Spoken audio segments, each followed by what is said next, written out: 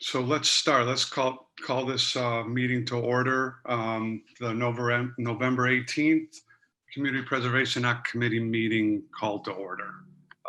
Mike, I see your hand up. You have something you want to say right away? Yeah, just quickly, Mr. Chairman, with your permission and permission of the board, I'd like to move item 6 on the agenda, which is contract review policy, to number 3, and just move everybody down one number, because it's something I just wanted to get by, talked about everybody, because it applies to all contracts, not just to 1 or 2, but all future contracts, for us to review it prior to going forward. So if I may, if it's okay with the chairman and the board, if I could move number 6 to number 3, I'd like to do that if everybody agrees.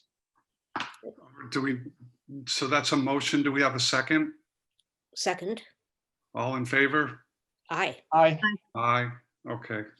So thanks, Mike. We'll jump number 6 up right after Andrew McMahon.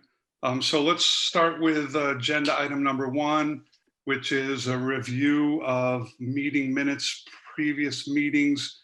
And I believe we have the October 14th minutes and the August 12th. Is that right? Yes. And we don't have the September 16th. Correct? Okay, good. Okay, so let's start with the let's start in reverse chronological order. We'll start with our October 14th meeting minutes, since I think we had those first. So anybody have any comments on the October 14th meeting minutes?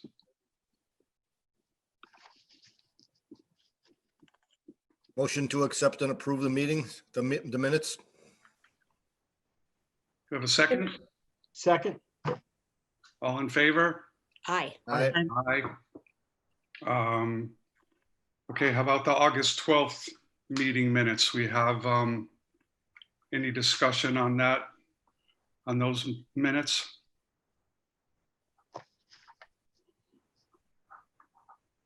Motion to approve and accept. Second? Second, Rose, all in favor? Aye. Aye. All right, great. So let's move quickly on to Andrew McMahon. Andrew, you're going to give us a presentation of the finances of the CPA accounts. So just turn it over to you. Can you hear me well? Yes. All right, I don't have the best setup. I'm just making Yeah, sure. I don't hear you too well, frankly, but I don't know if other people do. It's a little quiet. And we don't see you, but maybe that's Any okay. better? Oh yeah, I think it's a little better. It's like you're in a tunnel, but Worried about that. Sorry about that. Okay, I can hear you a little bit. I'm good. All right. I'm sharing my my presentation here. So I sent out earlier an Excel sheet and the PowerPoint presentation. Trying to give the broad overview on the PowerPoint. I'm looking for some feedback from the committee on what kind of stuff works best for you.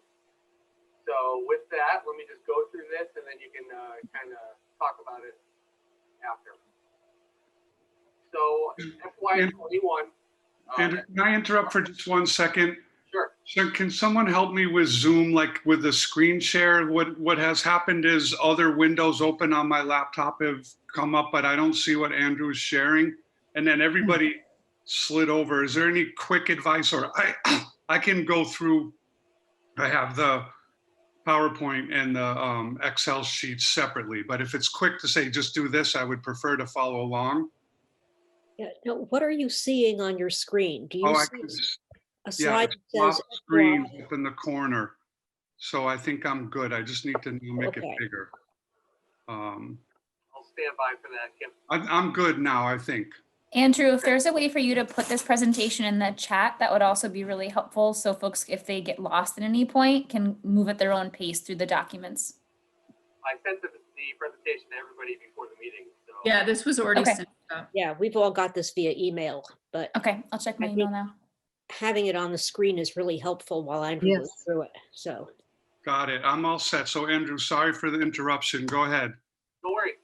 So, fiscal year 21, July 1st to June 30th of 2021. I'm on slide number 2 here. Bottom line here is total budget is $1,062,585, and I'll tell you how we got there. So we had the approved budget of $659,155. About a week ago, Stuart Saginaw sent out the matches for this year, which will be hitting the accounts shortly, and Hoyok is getting an additional $150,000 to $204,000. The remainder of that budget that you guys have available to execute this year is from prior fiscal years, and that's $251,226. You go on to slide 3. Here's actual breakdown by account of 2021. The revolving year account is money from prior years that is not designated for another area. And I'll show you where the rest of that is that made up to 250 that we are carrying over. Based upon 5% of the budget, that leaves us, that's 40,000 for the admin, and I'll just round some of these numbers here. 81,000 for historic, open space, and housing each, with the remaining balance going into the reserve account, which can be allocated to any of the accounts that is chosen by the committee. You see, FY20 we have 67,000 that's being that is carried over because you guys did not award any open space contracts for 2020, so that is on there. And so with the 9,495, that is the administrative expenses that have been spent year to date. That's July 1st until now, and I think there's actually some more in there, leaving us with $1,053,000. Now, if we take the admin budget completely out of here, you guys are at about $1,022,000 for the fiscal year. And just pay specific attention to the accounts and how they're distributed. For the Excel sheet that I sent you, is the way I did it was I reconciled the books going all the way back to the inception of the committee. And I tried, and I'll briefly go through these, but there's a lot of detail on the Excel sheet that we can get into whenever you guys would like. But I'm going to kind of go through this, and if you guys have any questions, we can talk about it. So this is, I know it may be blurry for some of you, but the Excel sheet, you can do whatever you want, open it up. But this is how I run the ledger for the committee. This is the latest fiscal year. As expenses are realized, I will annotate them down here in the yellow portion, and that will be decreasing the determined budgets above. Fiscal year 20. You see the awarded projects in historic, and I have a separate sheet that details how everything, which projects those were, and in order to award so much in historic, that was beyond the 10%, we had to distribute from the budgeted reserve, and for that and the housing account. And then I'm going to kind of quickly go through this, and we can go back and do questions. Fiscal year 19, that was a busy year for us. You see all the expenses that were realized down in the yellowish portion here. And I think it's either the black is the ones that we fully billed out, and the red are we're still awaiting invoices, or they're in, or I'm sorry, it's the red that have been fully billed out. And the black ones, these projects are just awaiting start. And then fiscal year 18, this was really like the first year. We didn't have much on here except for administrative. So if any of you guys are inclined to, please take a look at the Excel sheet, and you can hover over my inputs here, and you'll be able to see. I'll have some detail on there of what the projects are and to that matter. Now, that was a really brief overview. This was our first meeting where I was able to provide you guys some products here, and I was just kind of hoping to get some feedback of what you guys thought of the information and what else you would like. Go ahead, Mike. Mike, excuse me, Andrew, Mike Falsetti speaking. Well, for those of us that don't understand such things, how much money do we have in our wallet tonight to spend on projects? Okay, so you guys see I'm back on slide number 3, right? So on hand is the 1,053,000, but that includes the designated administrative fund right here. So what I would do is subtract the remaining 31,073 from this, and I think the number I have it up. Just a second. Yeah, I just did it. I think it's 1,022,017. Yes, exactly. that's I have it. that up here. And just to clarify, There it is. I was a little confused about this. The just over 600,000 that is in for this year, all of that is actually collected. None of it is dependent on tax collections over the coming few months or the balance of the fiscal year. No, so that's how it works with you guys submit the budget, and that is collected throughout the fiscal year, and that's based on an estimate. That's how we did it every year. So that's the nuance that I think is kind of difficult, because we get an approved budget before the collections are finished on June 30th. Yeah, that was my recollection of how it worked, and I just wanted to confirm that, because obviously we don't want to commit more money than we are sure we're going to have. No, that's how the entire city budget operates. They are all going on a tax levy estimate that is provided by the tax department. That's right. So So it's there. it's there. It's in the accounts. As soon as we do that, they upload it. Now, what there is something that we have to pay attention to is we submitted that budget to the city council that did not include the state match.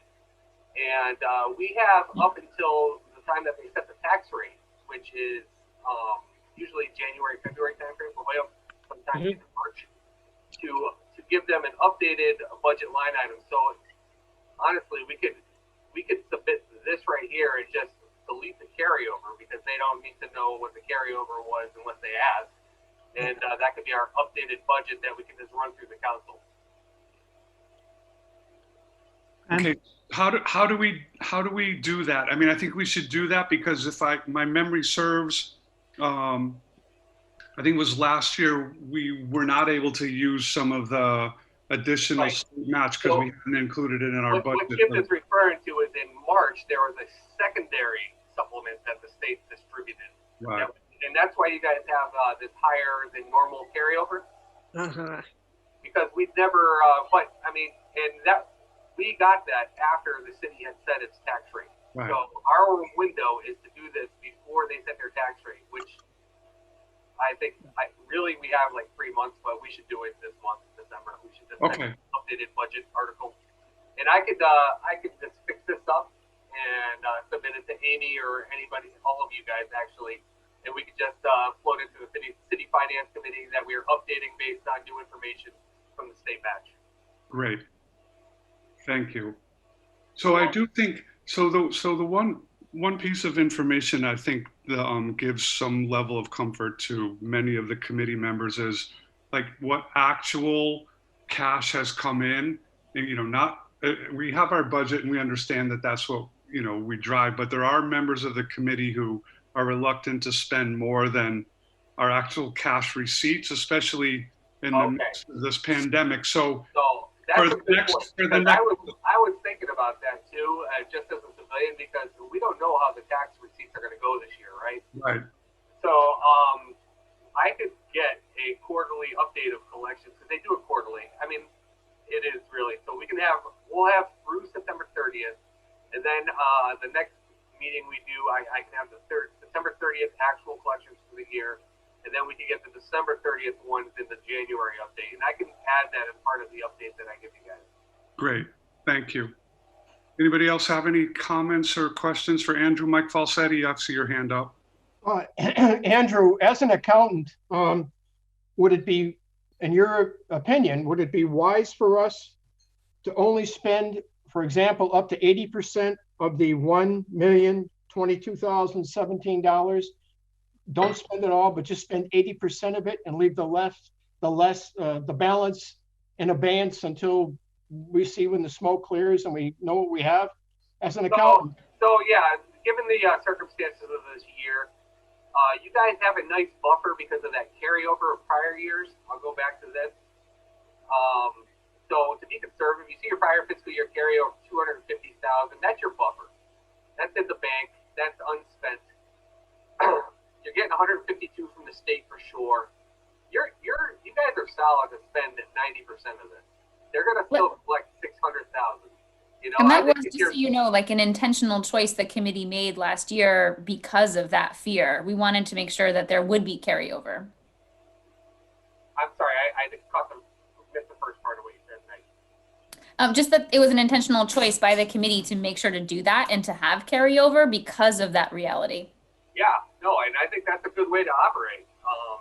This committee is, this budget carries over every year, and I would not be in a rush to deplete the account. Andrew, for the sake of a field of vision, you said we ought not to spend greater than 90% of the $1,022,000. So in my opinion, you guys are going to collect $1 million this year, but we've only collected a quarter. I would wait to see some of these actuals. Let's look at the burn rate, or I'm sorry, the response rate of our tax base. What we collected at September 30th, is it a quarter of this budget that we submitted? So that's something we can have relatively quick. But making a conscious decision not to spend the entire account every year is prudent. Yeah, also, I just want to add, I did check with the tax collector on how much has come in for FY21 collections, and it was about 269,000 something. So I think we're about 4.5 months in, so it seems like that's on track.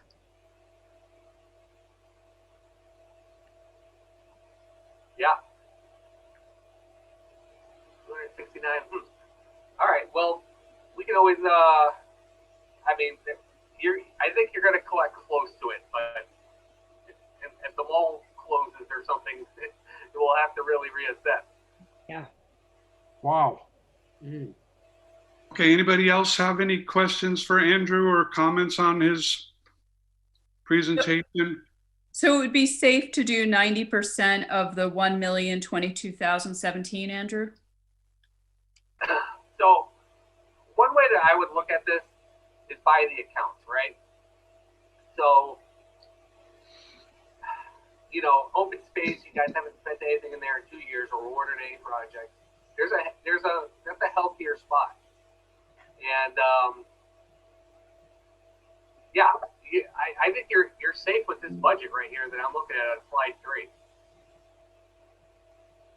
And so the next briefing also, I want to kind of go through the previous years. Like, there's a lot of money that's tied up here that we haven't dispersed yet. So I'll go over all those on what's been billed and what's remaining in the accounts, where those projects stood. But tonight I just wanted to kind of give this initial look at kind of what I've been working on. Great, thank you. Yeah, this is really very helpful. Thank you. Honestly. Thank you. Mike, you have something else you want us to add? Yeah, only from Meg was kind enough to include an approximate dollar amount for us to spend this evening, which is 90% of what we have on hand. And for all of us just to have as a balance, as a field of vision of what to spend, she came up with 919,815. We'll say $920,000. If we spent that, if you will, this evening, if we so choose, that would give us a 10% buffer that would be left in the bank for, next year, or for if the tax rate dips and so on and so forth. So for everybody's information, Meg was kind enough to do the math, and it's about $920,000 we would be prudent to spend and leave the 10% there in the bank for carryover, if you will. Yeah, there you go. I would still add that, all of this is, there's a policy question that we're also going to have to answer about how much do we want to hold on to in case of other emergencies coming up. We could spend this without getting into fiscal trouble. It's just we're going to have to answer, do we or are we concerned about not having the money if something emergent arises over the next few months? And the answer may be no, there's enough that we need to spend now. And certainly we've got a lot of good stuff in front of us. Yeah, we do, but at least this will give us a buffer, a buffer. of what to shoot for. The only other thing I wanted to ask you guys was, is there some kind of Google Docs shared account that you guys have that I can just upload this stuff that everybody can look at it when I do it? Yeah, I mean, I have something, I have to kind of organize it a bit, but I could, I'm not sure how I would make it so that maybe I could just create a folder and send it to you, and then you could edit it, and then you can add stuff to it. Okay? Yeah, So, that'd be great. Just a way that I can share this stuff to you that's really Yeah, I'll do that.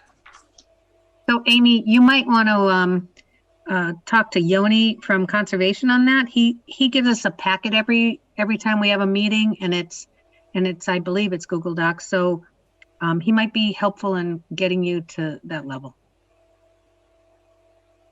I'm okay. I'm not sure exactly what you mean, but we can always Well, talk. just how you can download information to us without having it, come in periodically. It would come in as one packet. Yeah, sometimes it was because it was based on when people sent me things. So, Of course, of yeah. course. But yeah, okay. Yeah, I think that Right. could be helpful. Andrew, thank you. Anybody else have any? Well, hey, good to see you guys, and I hope everyone's staying safe. All Oh my right. God, Thank Thank you. you, Thank Andrew. you. Thank you, Andrew. Thank you, Andrew. What's gonna happen when we stop screen sharing? Awesome. I just want to ask, is somebody else helping to admit people? Because I know some people I did not admit some people. Just Yes, I admitted a couple that were. Okay, great. I just Yeah, wanted so to did make I. sure it was Yep. some people who were supposed to be here. Me too. Just people I knew were supposed to be here. That's good. Thank you. Many helpers make light work. Yeah, definitely. Thank you. Okay. So is there some reason? Oh, I guess he didn't stop. Right, okay. Uh-oh. All right, let me get out of here. Is it gone? Not So quite. now we have, Now it says view options. Should we go there? Did you stop share? Did you stop the share, Andrew? Oh, hold on, here it is. Sorry, we've been using Microsoft Teams. Yeah, because we're looking at your desktop right now. We're still looking at your screen. Well, it's, Bear with me. So sorry. Okay.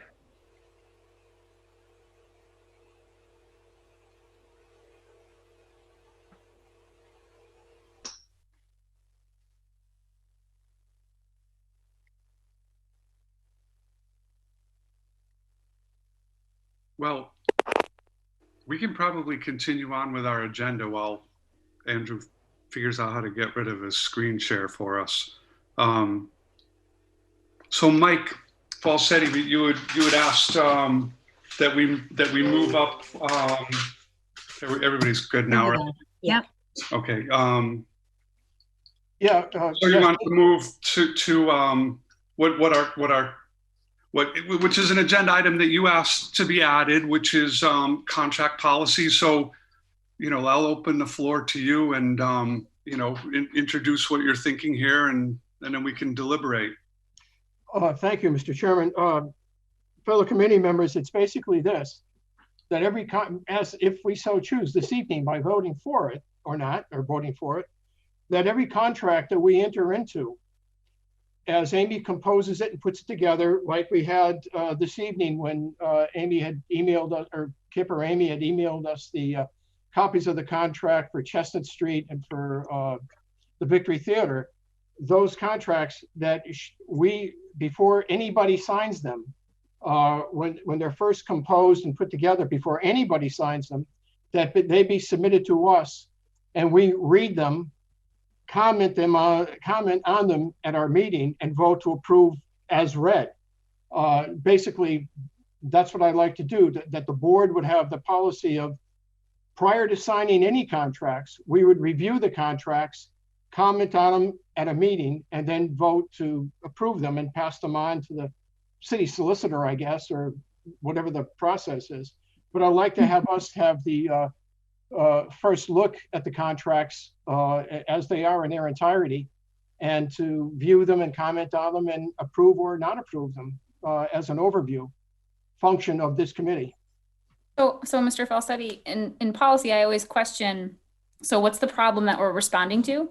So can you give a little bit of an insight into where this came from for you? Yeah, well, basically what bothered me was it was at our last meeting, the poor souls who volunteer at the merry-go-round forever had to come up with a preservationist person to review the horses. And I said, I don't, why should they have to pay for something that's really doesn't need a preservationist to rebuild a horse? And I wanted to make sure that any contracts that go out don't put an undue stress on, by way of an example, the merry-go-round committee that volunteers forever, to have them suddenly have to come up with money to hire a preservationist. To prevent that anxiety and that undue stress that we might be imposing on people, I'd like to have us as the committee members to review the contract as read. And if we have any problems with it, we discuss it as a committee and modify it or don't modify it as we see fit as a committee prior to it getting signed. Is that different? That's what bothered me. Sure. Is that different from the process we have now, where as a committee, we vote on the stipulations in the contract, and then those are the stipulations used by the legal department to write the contract? I never saw a stipulation that required them. I'm sorry. If I can just jump in here, because I think I'm going to support this idea. I think that for a lot of reasons, and in fact, just talking to the legal department about this morning, it is going to be a useful safeguard for us, at least we can see how it works out. But to actually look at these contracts and make sure that there's a last pass in front of all of us, to catch things like, in the merry-go-round example, if I'm remembering our last meeting accurately, we all wound up agreeing, I think, that Mike is absolutely right, and there is no reason for us to require that in this particular instance. And we possibly could have taken that out before they had to come back to us. But also, we've had incidences now, and we're going to have to talk about them tonight, where there have been, dates that should never have been in contracts that everybody assumed, I think, in good faith, somebody else had checked. And there have been ambiguities that have crept into contracts that should not have been there. And all of this, I think we can easily address, we can institute policies and be careful about, that we know exactly what stipulations we're putting in. But we have a lot of eyes on this, and the city solicitor's office is very busy, and they are putting together these drafts, and they don't necessarily know that, in the merry-go-round contract, we only need one layer of historical supervision because they're hiring particular experts who already know that. And in another contract, we might need both. So, I do think that it would be helpful if we actually read them. They're not long contracts, they're not burdensome to read. And although I wouldn't have put it this way, I think I would have suggested in this meeting that we make sure that at least one committee member had fully read the final draft before it was authorized to be signed anyway. So that's one of my questions. Is this something that the whole committee should do? Or is this something that a subcommittee should be formed that always looks at those contracts before they're authorized? Well, I think it's a tough call because everybody knows something that nobody else knows, just in general in life. And, I think most of it could certainly be handled by a subcommittee. But sooner or later, we're going to hit something where there's only one person in the group who would have thought of it. I mean, I'm happy either way, but, I would not consider it an undue burden for the committee as a whole to be asked to read these things before we vote on it and say, it's good to go. Let's have our authorized signer sign it. One thing to keep in mind about this is that Jenna has already sent out all the FY20 contracts for signature. However, there's still time for people to read them over and in fact, that for the committee to make changes since Kip won't have signed the final. So it is a lot of back and forth, of course. It can be a lot of back and forth and very detail oriented. But I do think it would be a good idea to have people. And also, I can think, again, to just use a merry-go-round based hypothetical, say the committee said, this seems unreasonable, why are we doing it? If everybody is looking, that also means that if there's some legal reason that we have to, somebody's likely to know it and call it out. There are things where we might just say as a matter of common sense, oh yeah, we don't need that. And then it turns out that the Community Preservation Act itself requires us to do it for some reason. And I think, again, the more eyes on it, the more likely it is that somebody will actually know that, no, there's a potential issue there.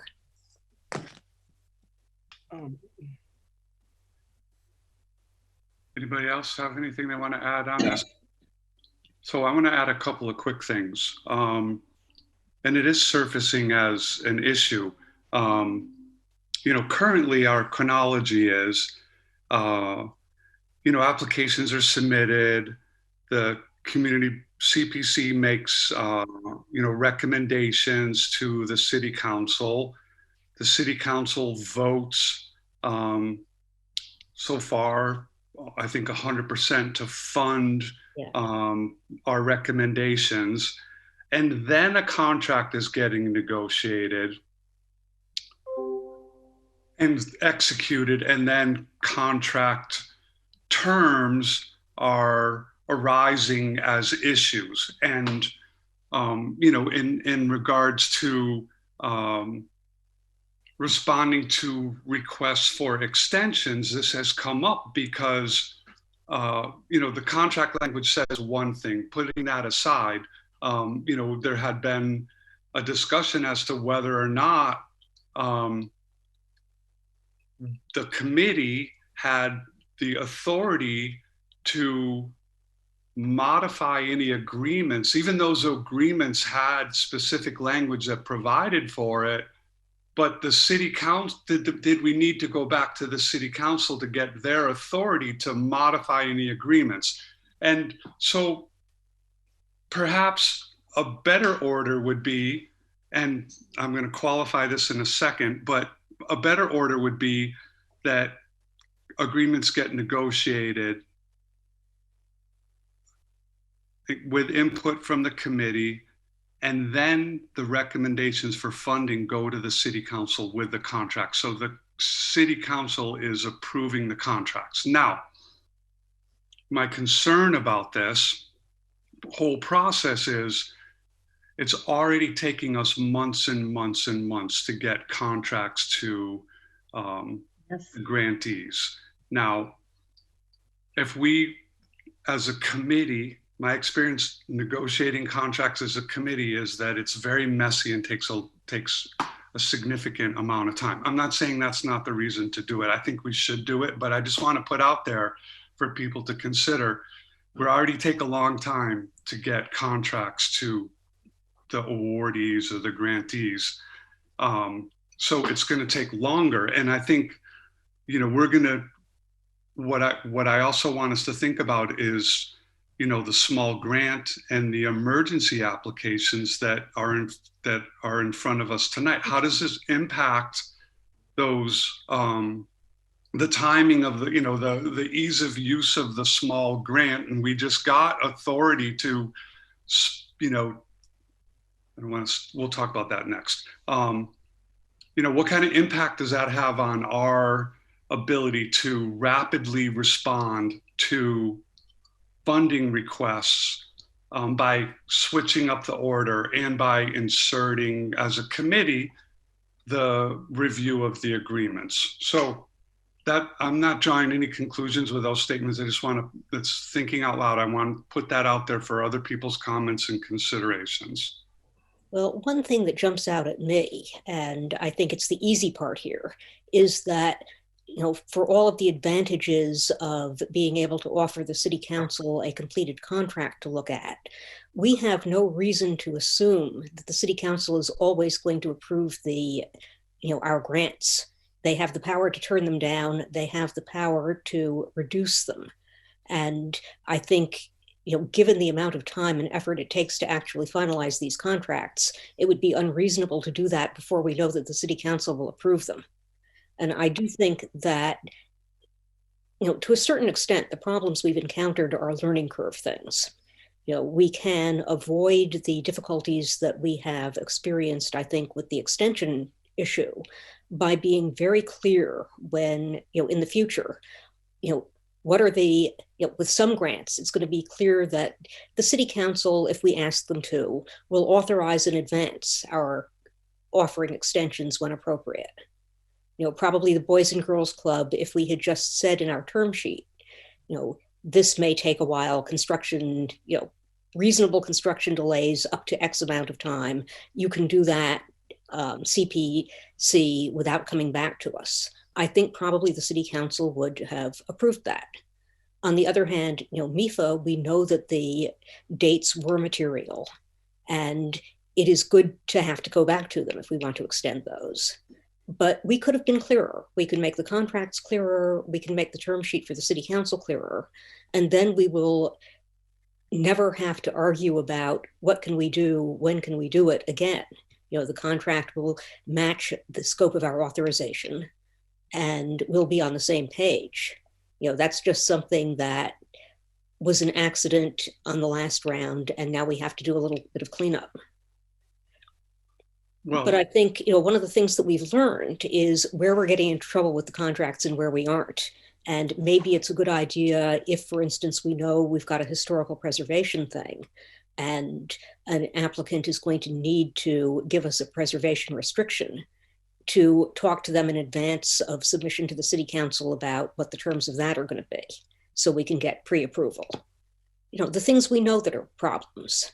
And then we can worry about finalizing the contract language once we know that we have authority to do it at all. Okay, go, Mike. Mike Sullivan? I'm curious to hear what you have to say about this. Yeah, I'd advise. Right now, the city council's only job is to approve the funding, not approve the funding.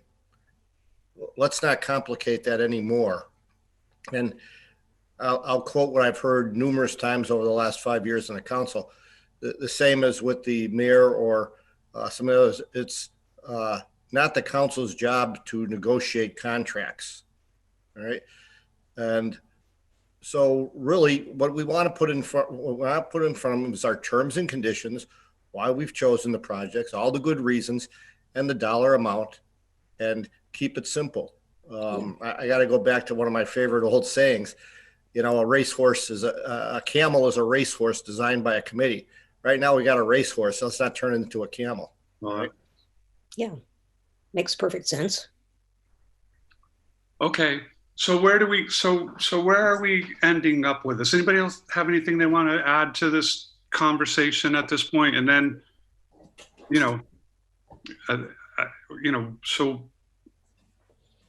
Mike, you've suggested that that before executing any agreements, you would like to have the committee review and approve those agreements before they're executed. Correct. That's an oversight function of our committee. Okay. Before we go to a motion on that, how do we want to deal with, the potential delays for small grant applications and emergency funding applications in this? Treat them the same way, which it is what it is. I just think we need to think about what this does. As an example, we have a small grant application in front of us tonight, right? Mm-hmm. We could vote to fund that. Now mm-hmm. A contract has to be developed by the law department, which is possible that could happen. Relatively simple project could happen in a week. No, I don't think so. Sorry. Well, but why is this being treated as so burdensome? It'll take what, 20 minutes to read a contract? No, I'm just thinking about that contract won't, if it's quick, it'll be in front of us at our next meeting. We can review it and approve it and then execute it. If it's not in front of us by then we're going to be in January at our meeting, reviewing and approving it. I'm just asking, Yeah, want I everybody would, to be what this could mean to us for delays for these types of applications. And I'm not arguing against it. I just Yeah, want to no. make sure that we're thinking about these, the unintended consequences of this decision. That's all. Yeah, no, and I am glad that you're thinking about the potential unintended consequences. But I would just suggest, and maybe this is unfair to the rest of the committee, but planning board adds on extra meetings when there's work to be done that can't wait. And if we know that we have, say, 3 contracts that will be quick to review and we need to get them done, we're meeting via Zoom. We're all home anyway. And we all have other things that we would certainly like to be doing. But if we can count on each other to do the reading in advance and just put on the occasional quick special meeting to review contracts and sign off on them.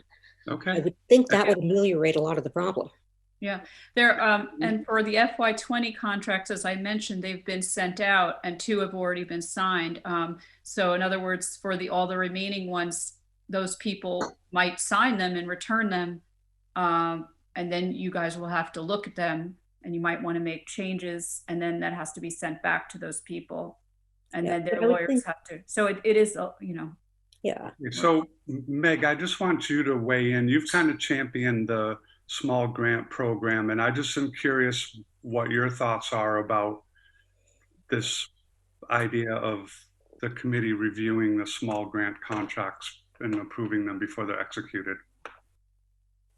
I think you named it. I mean, I'm not against, democracy slows things down. And that's not always a bad thing, but it will slow down our process. It does make us less responsive. So particularly with the small grants process, which is designed to be responsive, I don't know how I feel about that. Well, how about we split the difference? We say we will review any contract for, amounts greater than 3,000. How about the emergency ones? The emergency ones, I would add on special meetings if we had to take care of the emergencies. I mean, I want to be able to move fast on this. Right. But, the law department will be getting these back and reviewing them. And I don't see why we can't be doing our reviews at the same time that they are, and proceeding simultaneously. They get our comments, they get comments from the applicants. Okay. Everyone should keep in mind, sorry. Go ahead, Amy. Just everyone should keep in mind the different steps in this process so that, for example, if you do vote for the small grant to be awarded, then, and we want this to move quickly, then that means that the committee has to decide what conditions and, what should be in that contract initially, so that hopefully the law department can start working on it. But, they are swamped with a lot of activity. So, even though we want to streamline the small grant thing, we are sort of dependent on the availability of their staff, who as well. So that's why when you said it could be ready in a week, I was just not, kind of surprised. It's also why I'm wondering about the idea of a subcommittee versus the entire committee, because for the entire committee to deliberate, we have to pull all of us together, right? We have to suffice open meeting law, versus if it's a subcommittee, then it falls under a different category of rulemaking. So that to me creates a little bit more flexibility for dealing with different situations differently.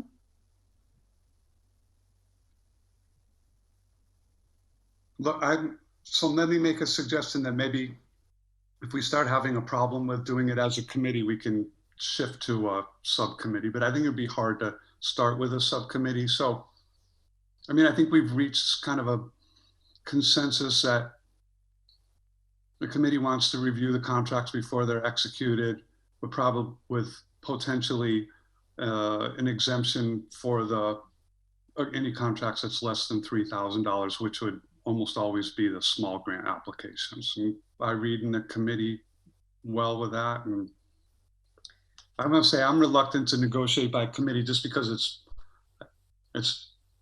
but we'll try it. If it's not working, we'll undo it. So would that mean that that I would send out the draft contract to all the committee members as soon as it was available, but then at the meeting, it's not that every single person has to put eyes on the contract, but the people who are at that meeting in the quorum would vote to approve the contract, correct?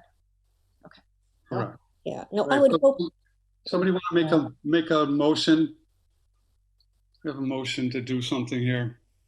Well, Mr. Chairman, I would like to make a motion that the committee vote to approve that this committee, as a function of the committee, review all contracts before they're signed, as a committee, as an oversight function, to make sure we're all on board and we all understand what's there and what's not there. If you want to make an exception for $3,000 or less, I don't know if that's going to matter all that much. A small grant is a small contract. We're not going to have a lengthy contract for $3,000. It's going to be a page, maybe, if that. But anyway, if that makes Only piece, Mike, is that what it means is delays it by 3 months. Because by the time the committee approves the funding and then approves the stipulations, then waits to the next month's meeting to review and approve it, and then right, like it just really extends the unless we're really willing to meet every 2 weeks, or any time a contract comes in, we'd have to be willing to like, okay, cool, we'll meet in 3 days. It just really does slow down the process. So somebody needs to make a motion here.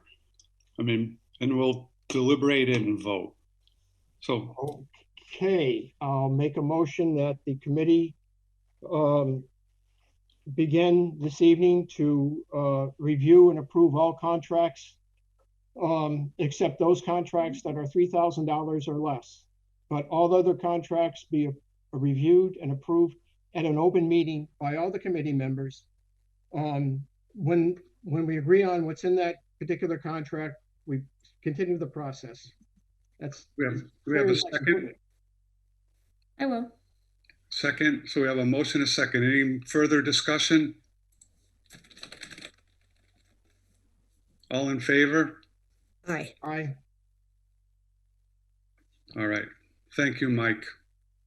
So we'll move back to our agenda, and was originally item number 3, which is a small grant program update. Mike Sullivan, you want to give us an update on how your meeting with the city council went last night?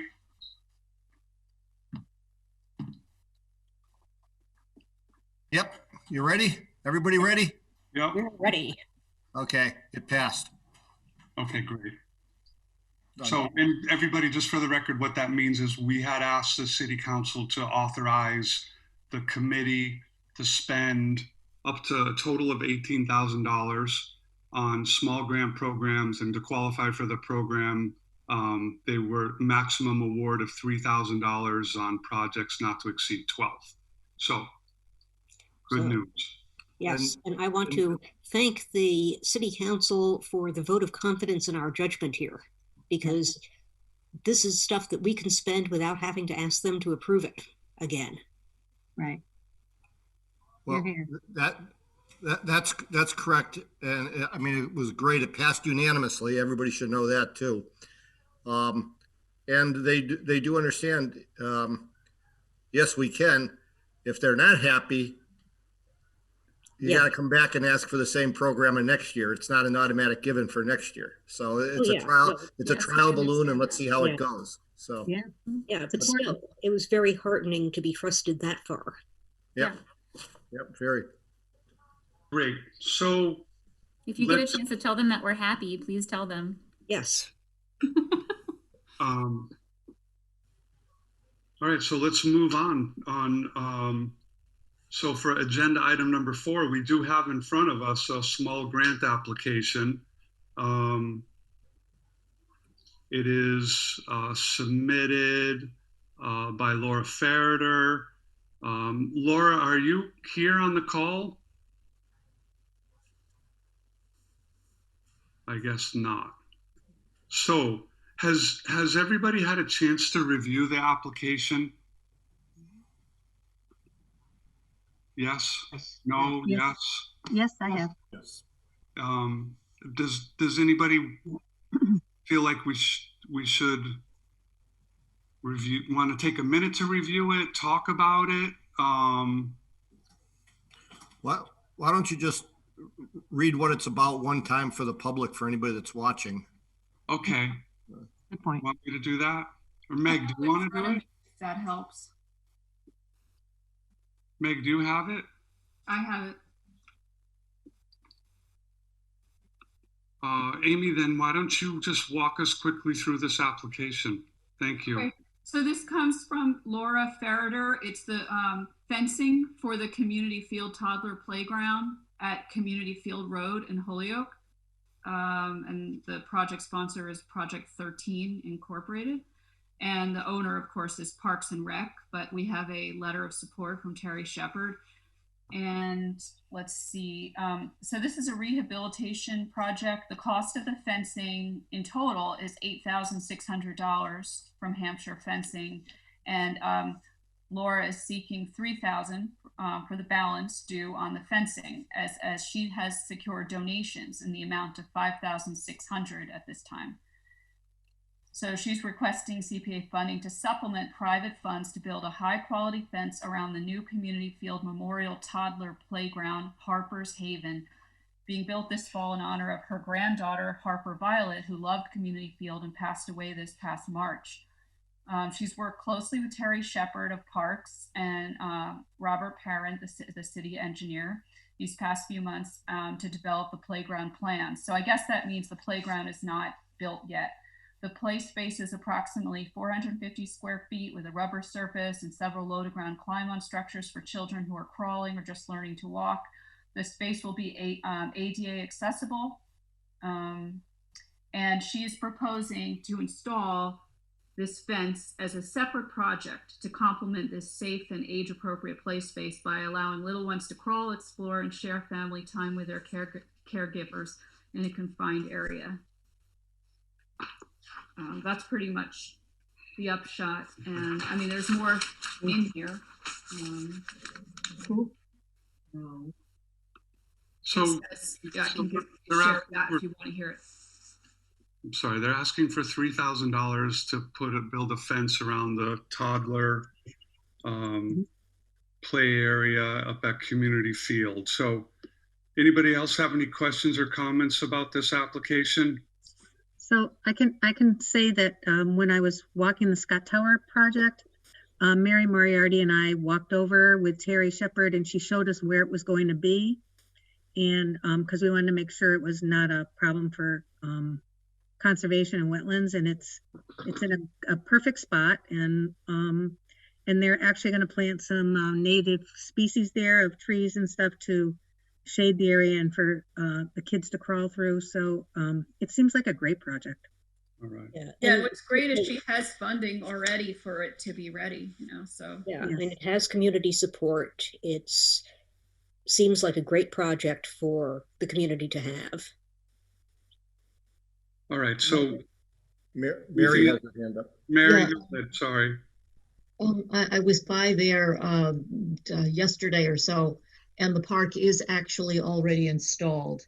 The fencing is marked off. There are trees there already. They were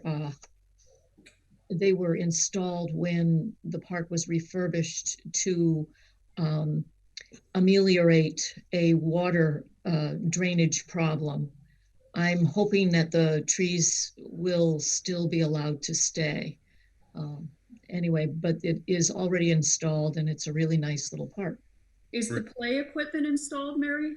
Yes, everything's installed except for the fence. Okay, great. Wait a minute, I shouldn't be speaking for the applicant. It appears that everything is installed. There's a rubber surface.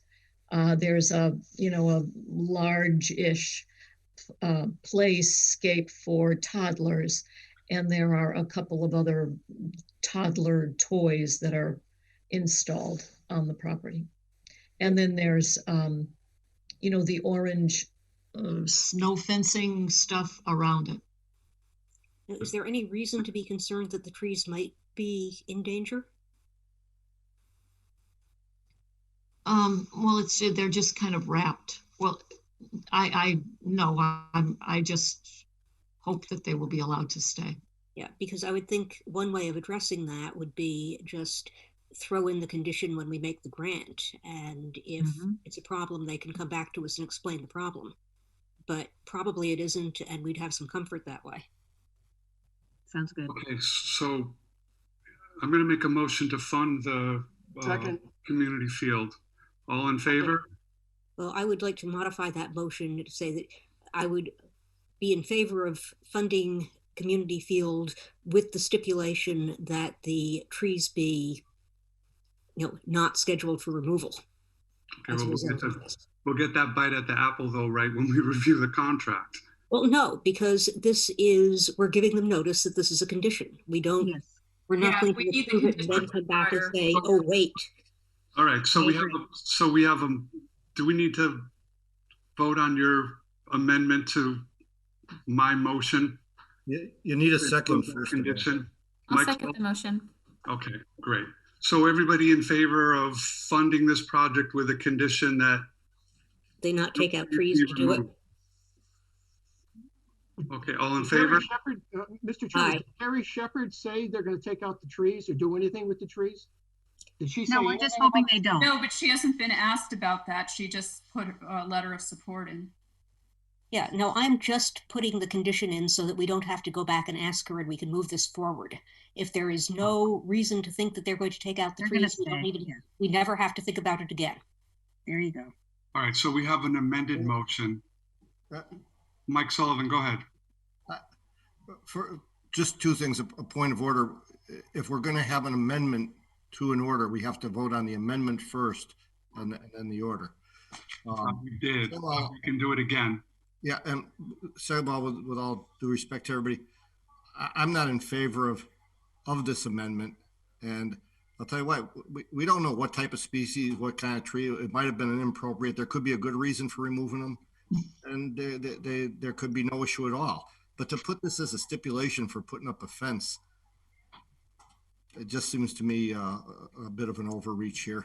We got to have enough confidence in our Parks and Recreation Commission and the people that design the park that the right thing's done, or it will be corrected properly. That, people don't just go around ripping out trees for no reason.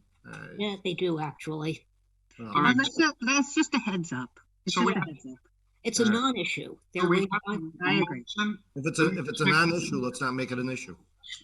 So we had a motion to fund the project, and then we had a second. Then we had a motion to amend that motion to include a condition that no trees be removed. So I think did we have a second on that motion? I'll second it. So now we need to vote on the amendment, correct? Mike, that's what you're suggesting as a point of order. We need to vote as a committee whether to amend that original motion, correct? Right? Yeah. Okay, so can I call for a vote on the amendment to include not removing of any trees? All in favor of amending the motion to include not removing any trees, say aye. Aye. Aye. All those opposed? 4 in favor, Marco? 3 opposed. Marco, what were you? I'm sorry. I was for removing. Amending the motion? Not Yes, for amending. That's right. To not 4 in remove the favor, trees. 3 opposed. So we have an amended motion to fund the project with the condition that no trees be removed. All in favor? Aye. Aye. Aye. So if for some Any reason, opposed? I'm All sorry. those opposed? Mike, okay. No, I'm not opposed. I'm letting it go. All in favor, aye. Okay. All right. So we're all set on that. Just a quick question. So if they say that they can't do the fencing without removing any trees, then basically they can't get these funds. Is No, that- that's not, honestly, Then they- I walk the property, it'll be fine. But Amy, you are correct. Right. Your question is correct, Okay. which is what the committee decided. So, Yep. Amy, will you let Laura Farrader know, please, that we voted to approve her funding? And Yes. that it doesn't require city council authorization, but Right. we do need to try to fast track an agreement for her, because I know they're trying to get a fence done this fall, Right. Okay. so that we can get an agreement get it in front of this committee for its review and get it executed. Right, but in order to do that quickly, are there any other conditions that you want me to give to the law department that should, go on this contract? Or, I mean, what I could do is try to get some details on deadlines for when they think this could be done that I could then share with you. I'm just trying to figure out how to do this quickly, because normally you tell me what to share with the law department that should go in the contract. I mean, can we just put this on the law department? I mean, it's pretty straightforward, simple project, and ask them to at least start on it. The conditions, there's nothing magical about the conditions. They want to get it done this fall. I mean, let's give them 6 months or something to do it. Something. Okay, well, she's gonna ask me then, and then I'll just have to, improvise. If you're fine with that, fine, then I'll do that. Let's try that and see how it goes. All right. Okay, now we get into some interesting issues here. We have some emergency applications. Thank you all for being patient. And I believe that we have actually 3 applications in front of us for emergency funding. Wayfinders for Library Common 2 of $250,000, Scott's Tower of $175,000, and Valley Opportunity for some emergency housing assistance of $250,000. Is that right, everybody? Your applicants, Stephen, Ladora, Yoni, those are not right. Okay, so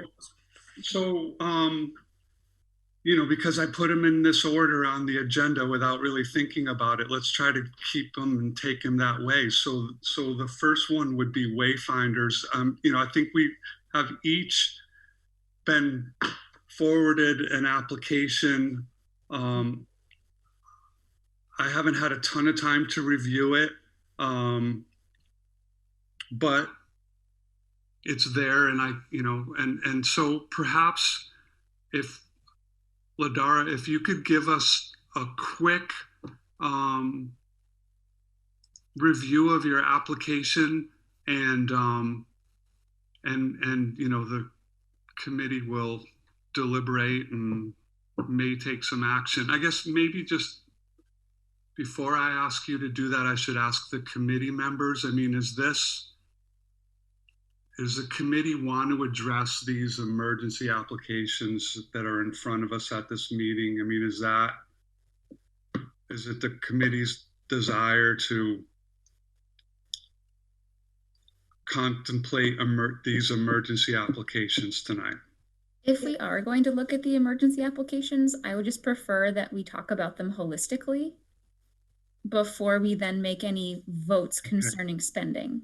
I think that's a great idea. So we'll ask each of the applicants to give us a brief summary of their application as possible. And I think that part of that presentation should focus on, why this application qualifies for under our emergency funding authority, which, again, to recommend to the city council. We don't have the authority to fund anything, but, and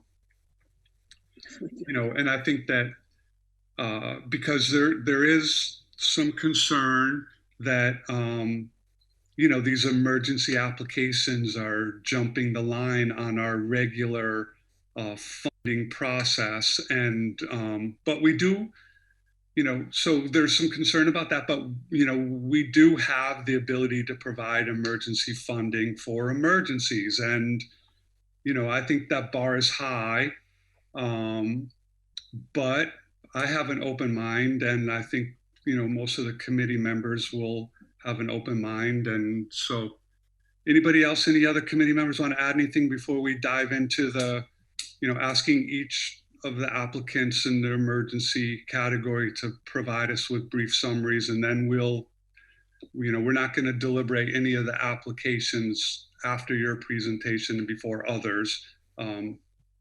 So does that work for everybody on the committee? Yeah, I don't hear any objections. So Ladaro, why don't you start with your request for $250,000 in emergency funding for Library Commons 2? Thank you. I just want to confirm, can people hear me okay? I've been told my microphone isn't good today. Can you hear me okay? Yeah, it's a little low. Maybe you can speak up a little bit, but we Okay. can hear you. Okay, yeah, it's one of the things, either the earphones work or the mic works. So I apologize. I'm going to try to share my screen. I promise to be brief. It is 4 slides. I just had a feeling people might not have had a chance to go through 100 pages of our application. Let's see. And does the PowerPoint go up now? Yep. Yes. Oh, great. Okay.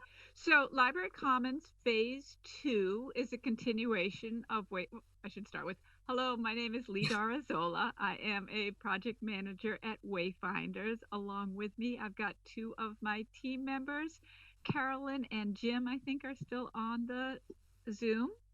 And we are all very excited to be continuing our work in the Library Commons neighborhood. I hope some of you have been checking out the process of Library Commons 1. Library Commons 2 is 4 sites. They are all either next to or across the street from Library Commons 1. It's about 1.75 acres. Our plans call for 41 units. This will be new construction on 3 of the sites and renovation. And I probably should have put the renovation building behind me. The renovation building is 213 Chestnut, which is the one right across from the library. We will have 3 ADA units, 1 for folks with sensory impairments. The vast majority will be visitable. So that's accessible without steps, barriers to entry. I'm sorry, a new system here. So this is the neighborhood. Yellow is Library Commons 1. Green will be the new construction. And this blue is a renovation. The library is right here. I should not have cut it off because that's a critical part of that neighborhood. I will actually just cruise right through this slide. It's just sort of the income levels and affordabilities. 100% of these units will be affordable.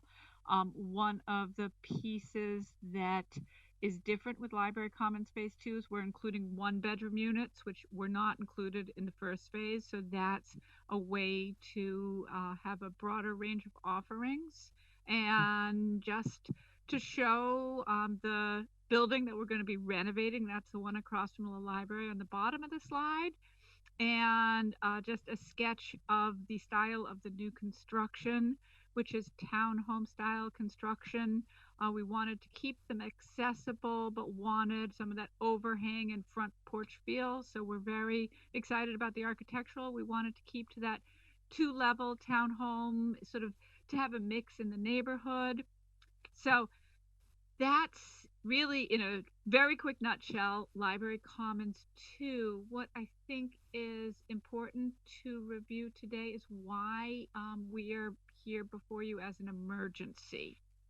And that comes down to our funding sequence with the state and federal funding. Our application, which when successful will get us over 16 million. That is due on January 21st. Part of the requirement of that application is to have our local funding committed. So had we done this without a emergency, we would have been here a year ago. And we just felt that that was tying up funds for an extraordinary amount of time, tying up funds that could go elsewhere and help other Holyoke neighborhoods. We also, at that point, weren't ready. We hadn't done as much of our pre-development work. Right now, our budget is very set. We know the number that we need. So that is why we are here now. It is critical to have a local match. I have a note here on my notebook to emphasize leveraging, because this really is, I actually looked on the internet to find some sort of cute image for leveraging that I could put into my PowerPoint. A piece of money from the local community allows us, it enables us to go in to this funding round to get millions. I mean, I think we're at 16.8 million. Without a local match, we won't get in. Leader, what percentage of a local match do you need? There is not, that's a very good question. There is not a set number. I wish there was, because that would just make it a little bit easier to tell communities. We have the 250 is just a snitch under 1.5. And we are asking for 250 from the Community Preservation Committee and also 250 from the city. I've been in communication with Alicia regarding home funds.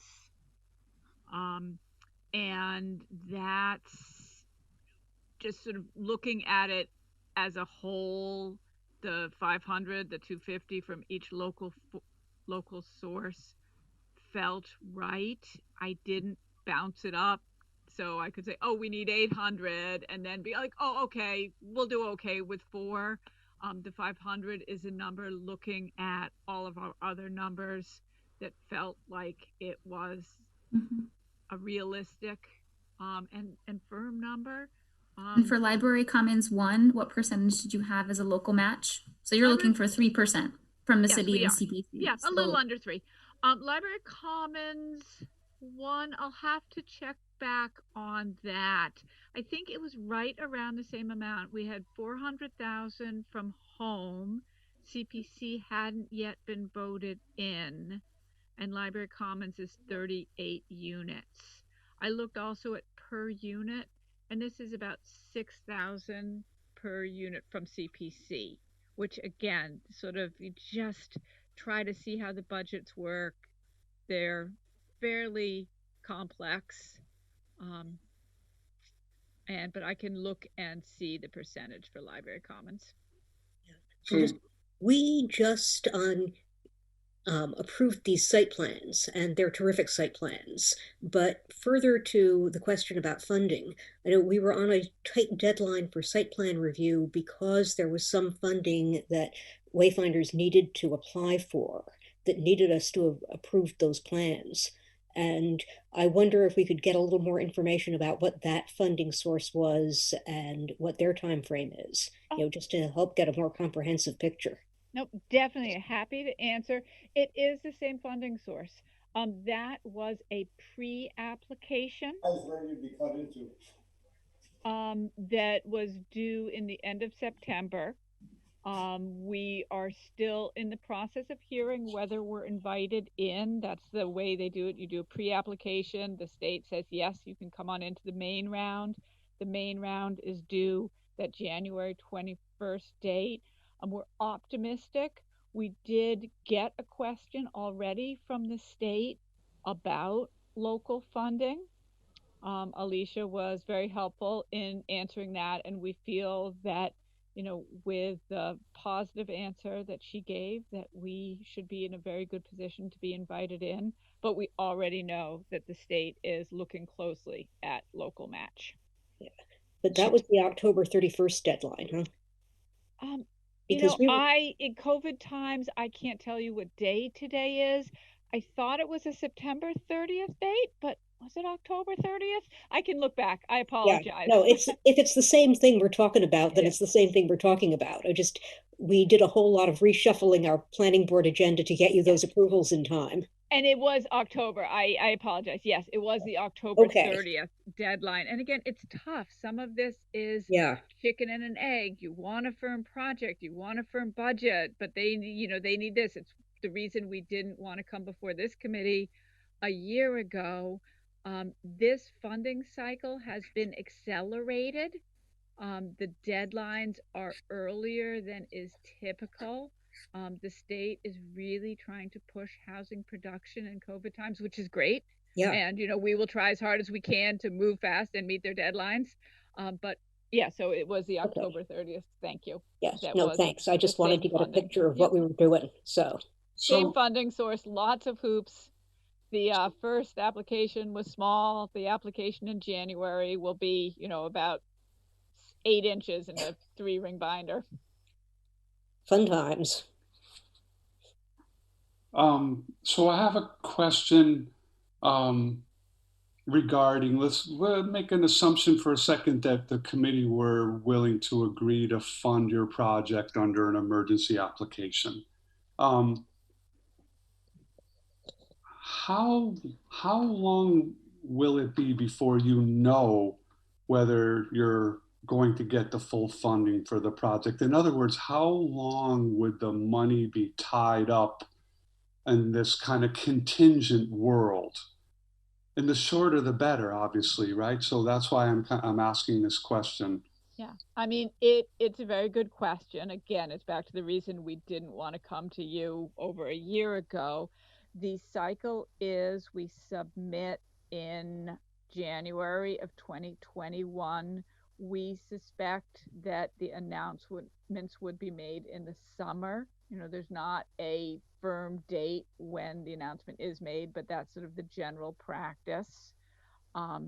There is a very detailed legal closing with the funding sources and the tax credits, and that takes a while. So we would have summer to fall before we closed. Winter 2021, 2022 would be when we start construction. And then construction would probably be about 14 months. So that is the most optimistic. Right.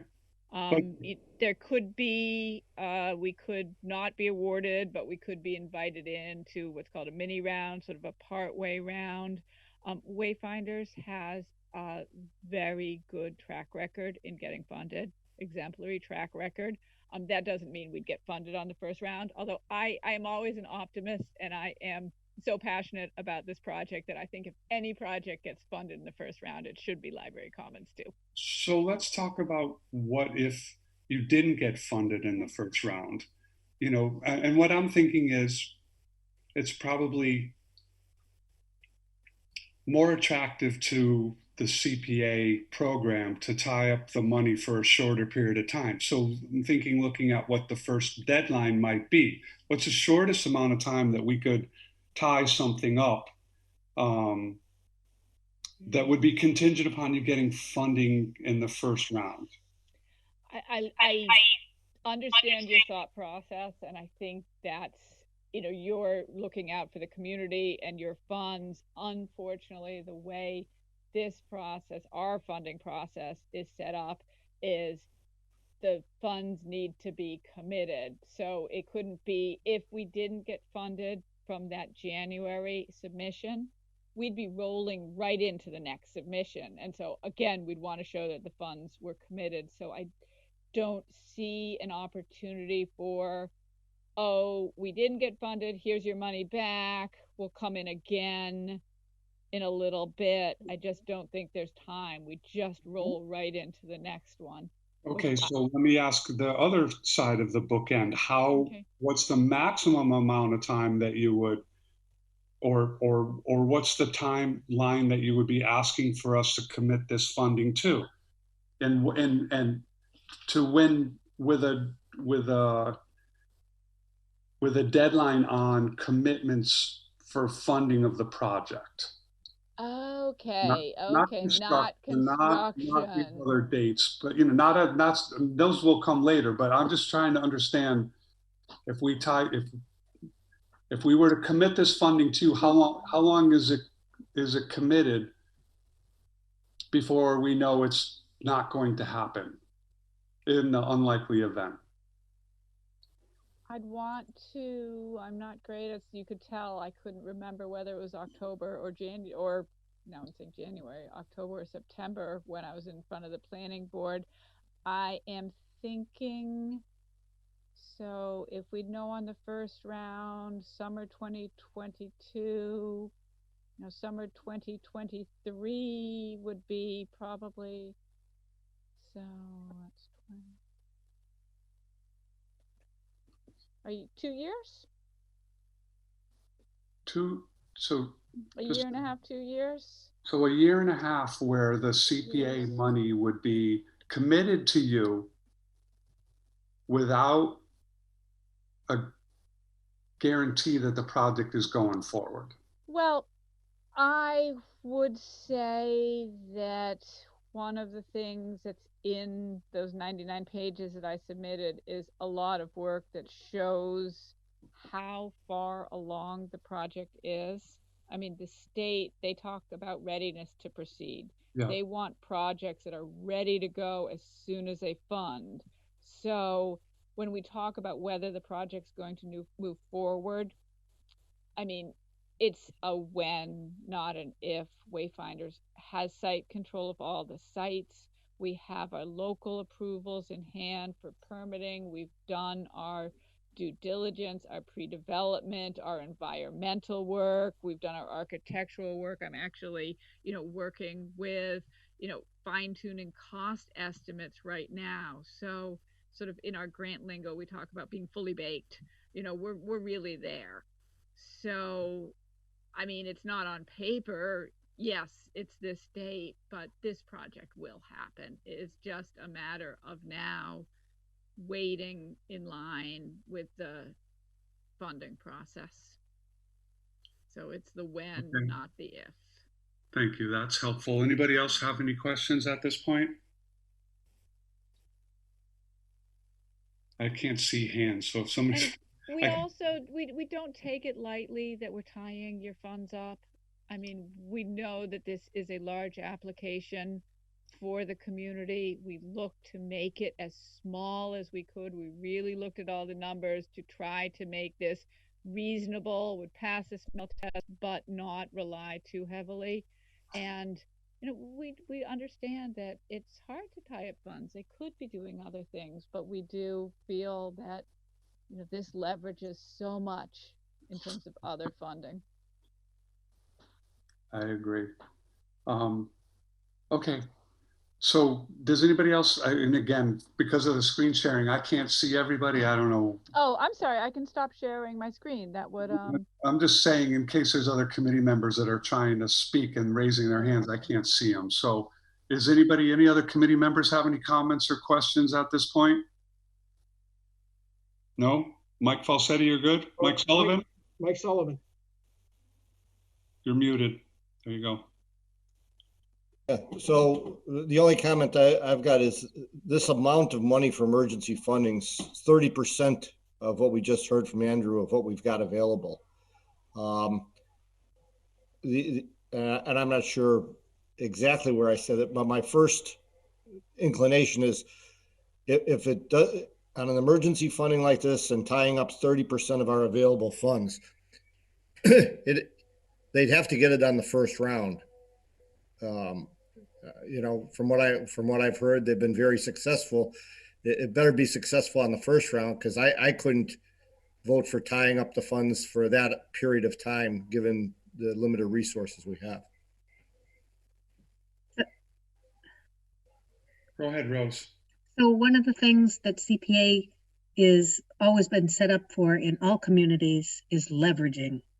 And if you can get a really nice, encouraging project for the city of Holyoke with honestly a small, it's small compared to what they're asking for, big for us as a CPA.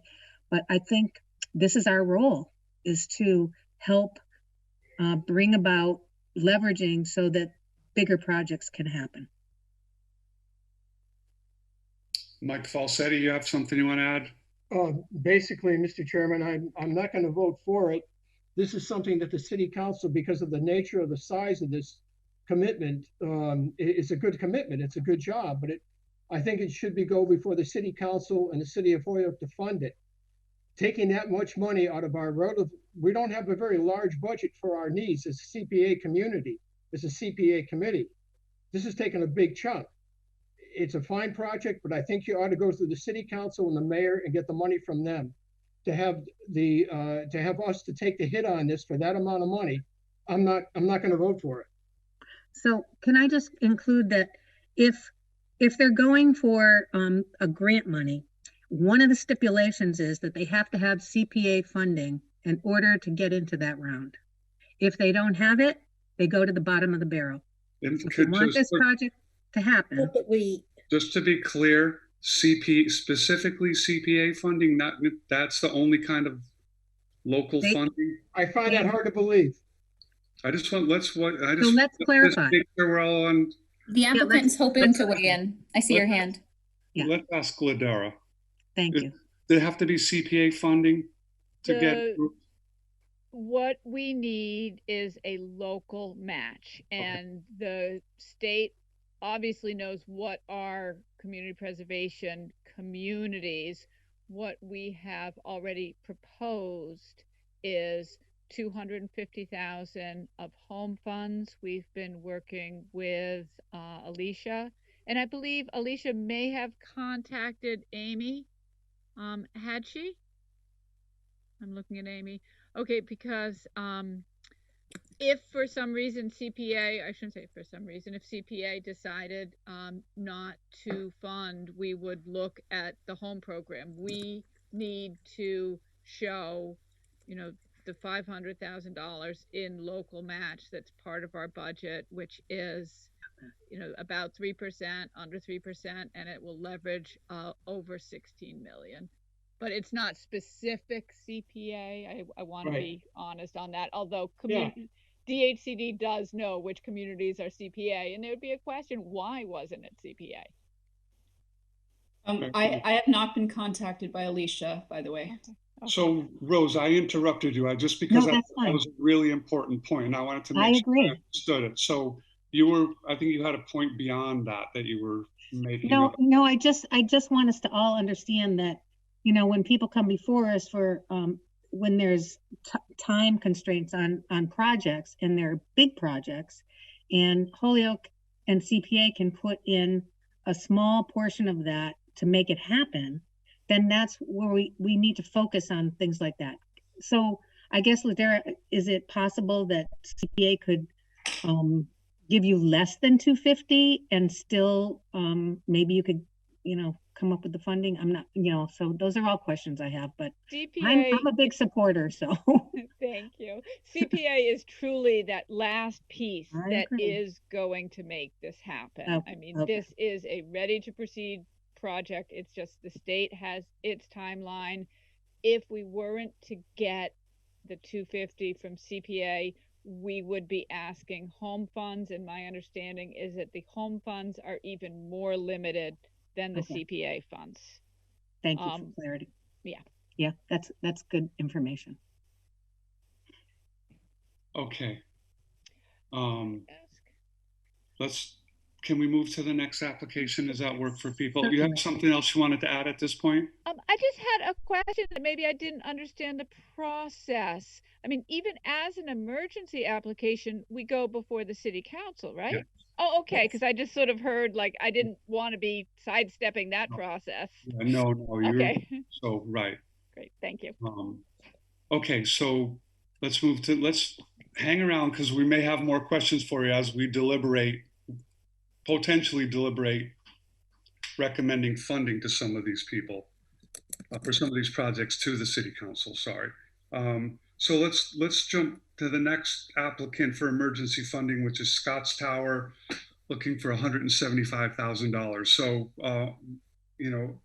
Yoni, Mark, you guys want to, and I'm sorry if I'm missing someone else that's part of your group, if you want to give the committee a quick, brief overview of what you're proposing here. And again, I think an emphasis on why the committee should consider the funding of the project under an emergency application. So fire away.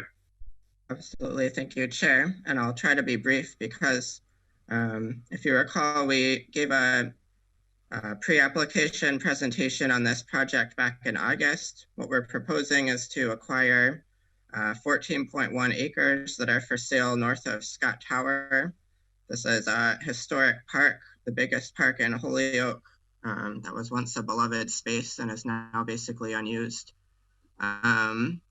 We got some valuable feedback from you all two main questions for us to consider. So I'm just going to focus on what we've thought about since then.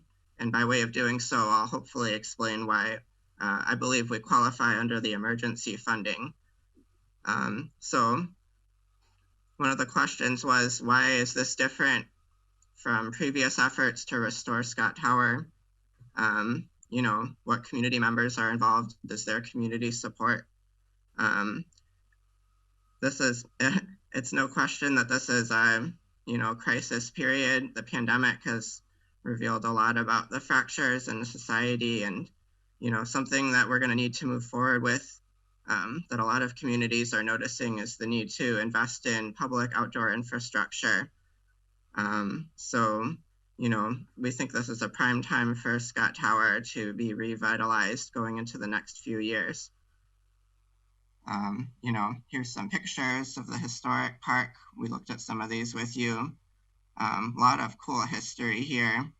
And I think one of the main things that's different about this effort too, you know, when 91 cut through the middle of the park, we've got Community Field on one side and Scott Tower Anniversary Hill on the other. You know, really now the only point of access, as we mentioned, is going underneath 91.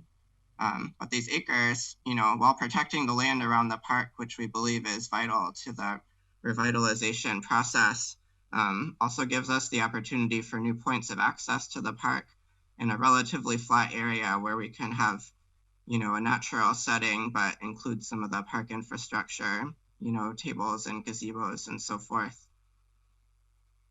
And, you know, talking with Terry Shepard from Parks, and you saw the letters of support that we got.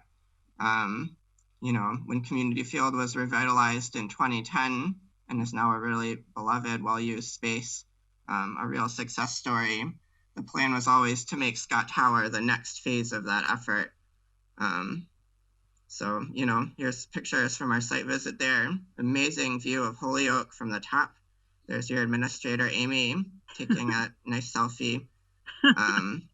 Lots of cool infrastructure scattered. It's not just the tower that was built with by Civilian Conservation Corps in the 30s. There's this old stone staircase, bridges, you know, mature broadleaf forest.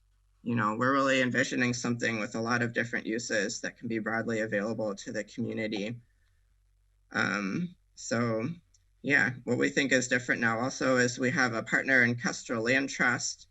They've been doing a lot of legwork on the, you know, parcel negotiations. It's what they do best. They're really good at getting park grants and, you know, other, you know, as with many of your other projects, the CPA funding is going to leverage much greater amounts from other sources. So, and hopefully, as you saw in our letters of support, this has the backing of groups representing all four of the project categories. So it's really a project that transcends, you know, categorization in a way.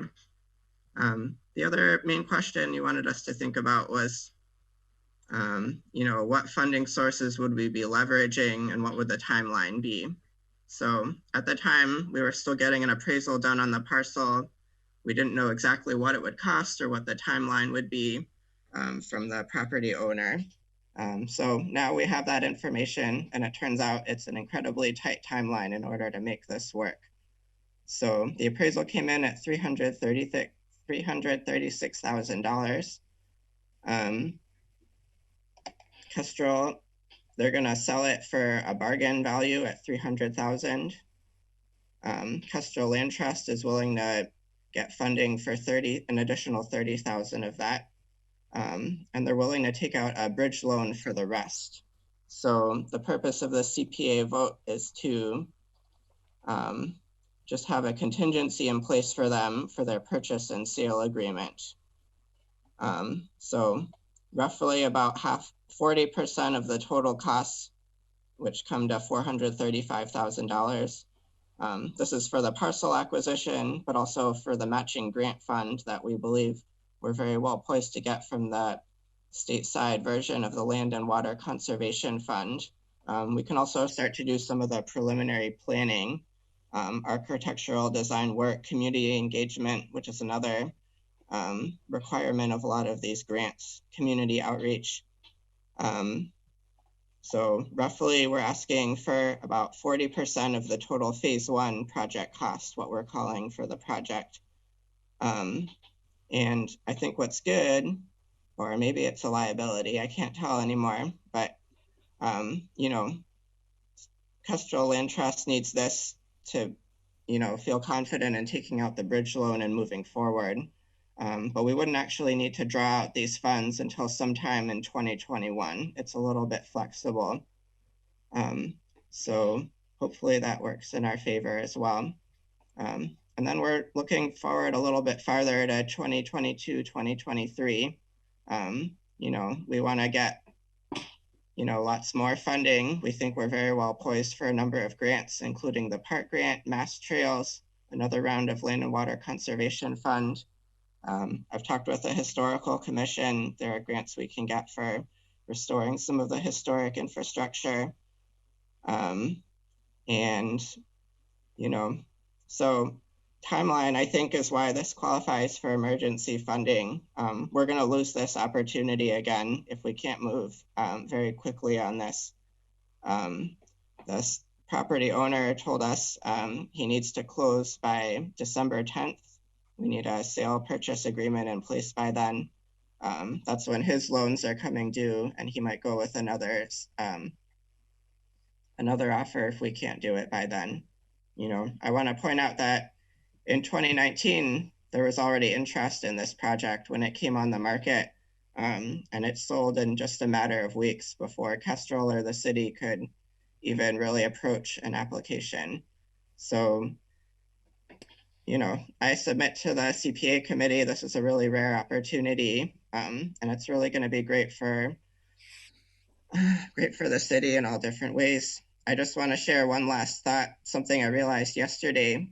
You know, if we're aiming towards a grand park reopening in 2023, that would actually be the 100-year anniversary of Crafts Hill and Anniversary Hill Park, you know, being formally created in the city at that time to celebrate the 50th anniversary of Holyoke becoming a city. So we could have a grand reopening at the centennial anniversary of the park, and therefore the sesquicentennial of Holyoke as a city, you know. So just as a marketing or media, you know, making sure this really becomes a regional destination that brings people to Holyoke and commerce. This project really works on a lot of different levels. So thank you for your consideration. We're happy to answer any questions. So again, yeah, perfect. Thank you. Any comments or questions from the committee members? So I'll make one comment. The person who's selling the property would be moving on to another project in Holyoke if he can sell this 14.5 acres to us as Kestrel Land Trust and the city.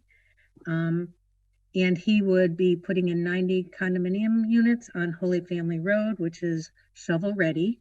So the 14.5 acres near Scott Tower would be a real project for him. So he's pretty much backing off from this. And as we went through the appraisal with that we acquired, it showed that the best way to use this property, and the only one that would actually make money on this property, is to only put 2 trophy houses in there.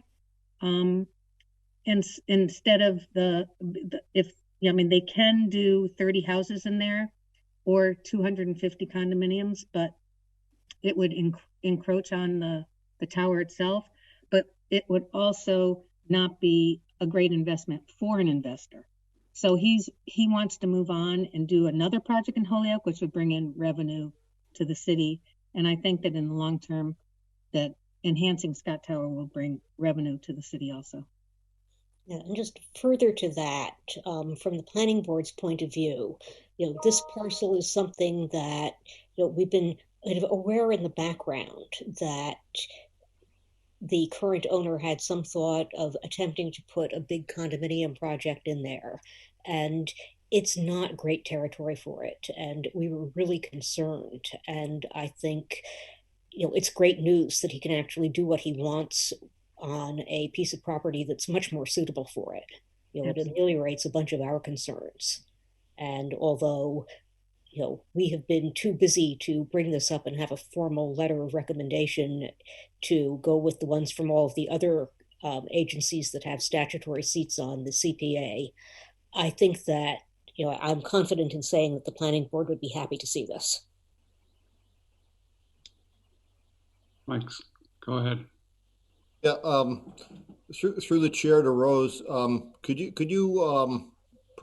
we had an earlier conversation this morning about this, but could you expand on my biggest concern is how, when we can't maintain a 1,000-square-foot basketball court that the city just spent $100,000 on and now already has weeds growing through the cracks because we can't afford to maintain it, along with all the other parks we have, how by adding this to our inventory of parks are we going to be able to maintain Scotts Tower and Anniversary Hill? So let me give you the new vision and focus for Kestrel Land Trust, which is to find out what our place is in the urban centers surrounding our community.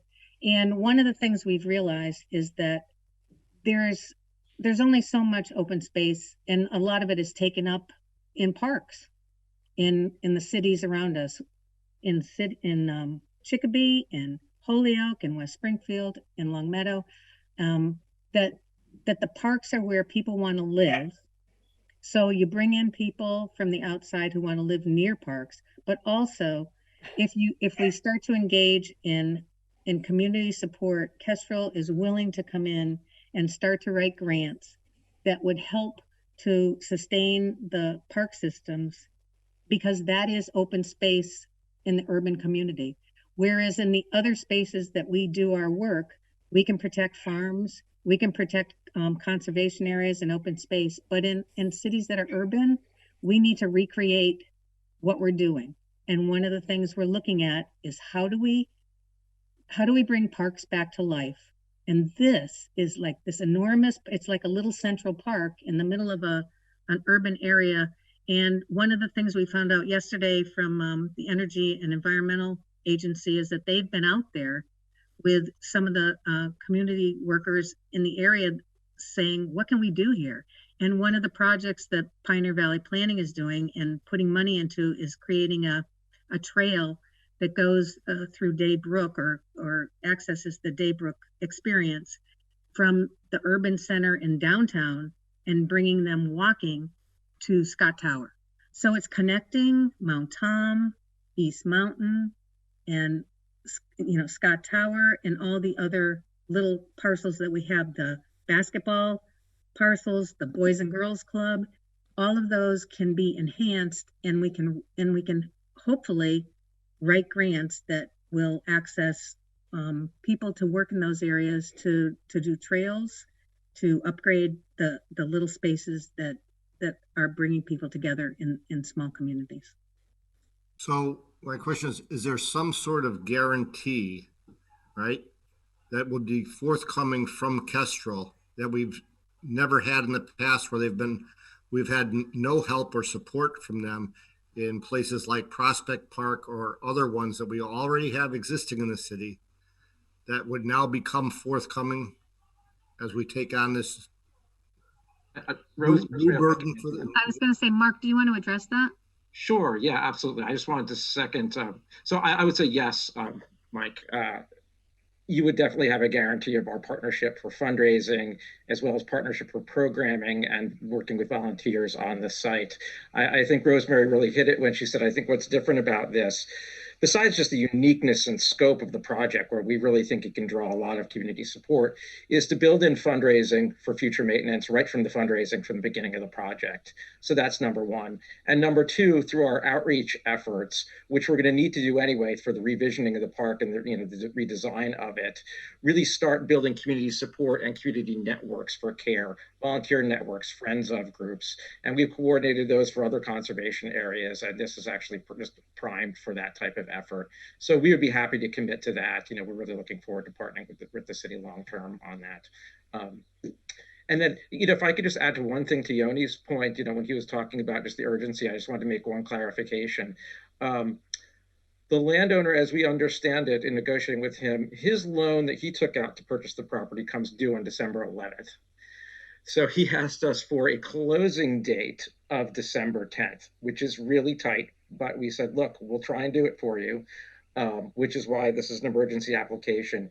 In terms of the purchase and sale agreement that Yoni mentioned, we just finalized it today. We actually just cut a check for 5% of the purchase price. It's sitting in my mailbox right now. With a vote, we're willing to jump ahead and, put that money down, enter in the purchase and sale agreement by Friday with the landowner. They want to move that quickly because, again, the actual time to purchase the property itself is right around the corner. Our due diligence is going well. We're purchasing title for it. We had in phase 1 environmental site assessment already done on the property. That came back fine. So everything is a go. The other thing besides putting together that purchase and sale agreement and getting the check is I just am writing the loan agreement, which Yoni mentioned, for 300, actually be for 285,000, since we're putting down 15 on Friday if everything goes well. So yeah, in order to kind of jump into that commitment, that's what we're really looking for. The commitment from the city is to say, okay, the city is really behind this. We'll commit to taking out that loan to go forward. So, I mean, yeah, so we're excited about it. We have received positive feedback from absolutely everyone in the city that we've spoken to, as well as at the state level. We've talked specifically to grant funders in the state. They can't tip their hand, but they've been excited about this. They all knew about the property. They all think it's a great project, and they'd like to see Anniversary Hill come back to life. So we're very encouraged. Again, we don't take pre-acquisitions like this lightly. We only go into them if we know there's solid backing in the community and solid backing, and really good potential for future funding and leveraging future funding. So I think we're pretty good there. To answer just one of the questions that came up with the previous application, I think our first and best state grant funding opportunity here is the Land and Water Conservation Fund grant, which Yoni mentioned. The bid for that was just released. The application is February 1st. Usually it takes the state around 3 or 4 months to turn around, at least DCS, the state agency would be working with, 3 or 4 months. So I expect we would hear whether we got the grant funding for that in early summer. And that would set us up, if it was all positive, for a closing probably in next fall, I would think, to acquire the property. And the additional amount for the CPA funding that we asked for was really to engage, start the community outreach work that we're going to need to do as part of the application for the Land and Water Conservation Fund. It's critical that you have community input. So anyway, I'll stop there. Amy, I see your hands up. I'm just wondering, so would these funds would not go directly towards the acquisition? They'd go towards the fundraising efforts, or no? What you're saying? So the 150,000 would go directly. So Kestrel again would be pre-acquiring the property. And the state knows and allows that to happen with this grant. And we're basically holding it and taking a bridge loan out. And then with the CPA money, and then hopefully the Land and Water Conservation Fund money, when those are both awarded and we go to the closing, basically the city would be buying us out and acquiring the property. I should mention there's also another grant which would likely work, which is the park grant. And both of these grants, which I think is really wonderful, both LWCF and park can both be used to fund acquisition, then design and restoration. And they really like building on one another. So if they provide money for the acquisition, they like to come back and see the project go through and see it happen. So they are also the grants would be going back to for a phase 2 for restoration and reopening of the park itself. So that's kind of how it all works. Kip, can I continue for a few minutes? Oh, please. Yeah. So Mark, tell me, so you mentioned the city acquiring the property from Kestrel. That's what you said, right?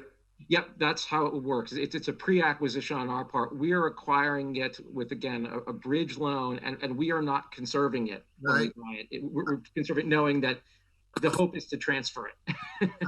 I've got that, but we'd be putting out CPA money in the hope that the city agrees to acquire the property from Kestrel. What if the city doesn't agree? there's a couple options there then. I mean, we would, I mean, I think there's a couple steps to consider here. If the city agreed to acquire it, and again, hopefully we'd be going to the city council at the beginning of December, basically, to look at, you know, the funding and kind of get their support. There's two issues here. Number one, say we didn't get the grant first off. Say the city wanted the property, we didn't get the grant. That would be one question. I think the property is important enough for Kestrel that we would look to work with the city to do outside fundraising through private fundraising, you know, us going with individual donors to see if we could make sure the final thing happens. If the city didn't want it, I mean, we'd have to go back to our board if we had acquired it at that point. The absolute worst case scenario, which I don't think anyone wants, is again, we are purchasing it with a bridge loan and it's going to be unencumbered when we buy it. We could technically turn around and sell it for development ourselves, but I don't think anyone wants to do that. It would look bad for all involved. It would look bad for us. It's just not the outcome that we want to see for that property. But if we were stuck with, you know, $300,000 worth of property and we couldn't make it work on our books, you know, we'd have to go back to our board and really see what they decided.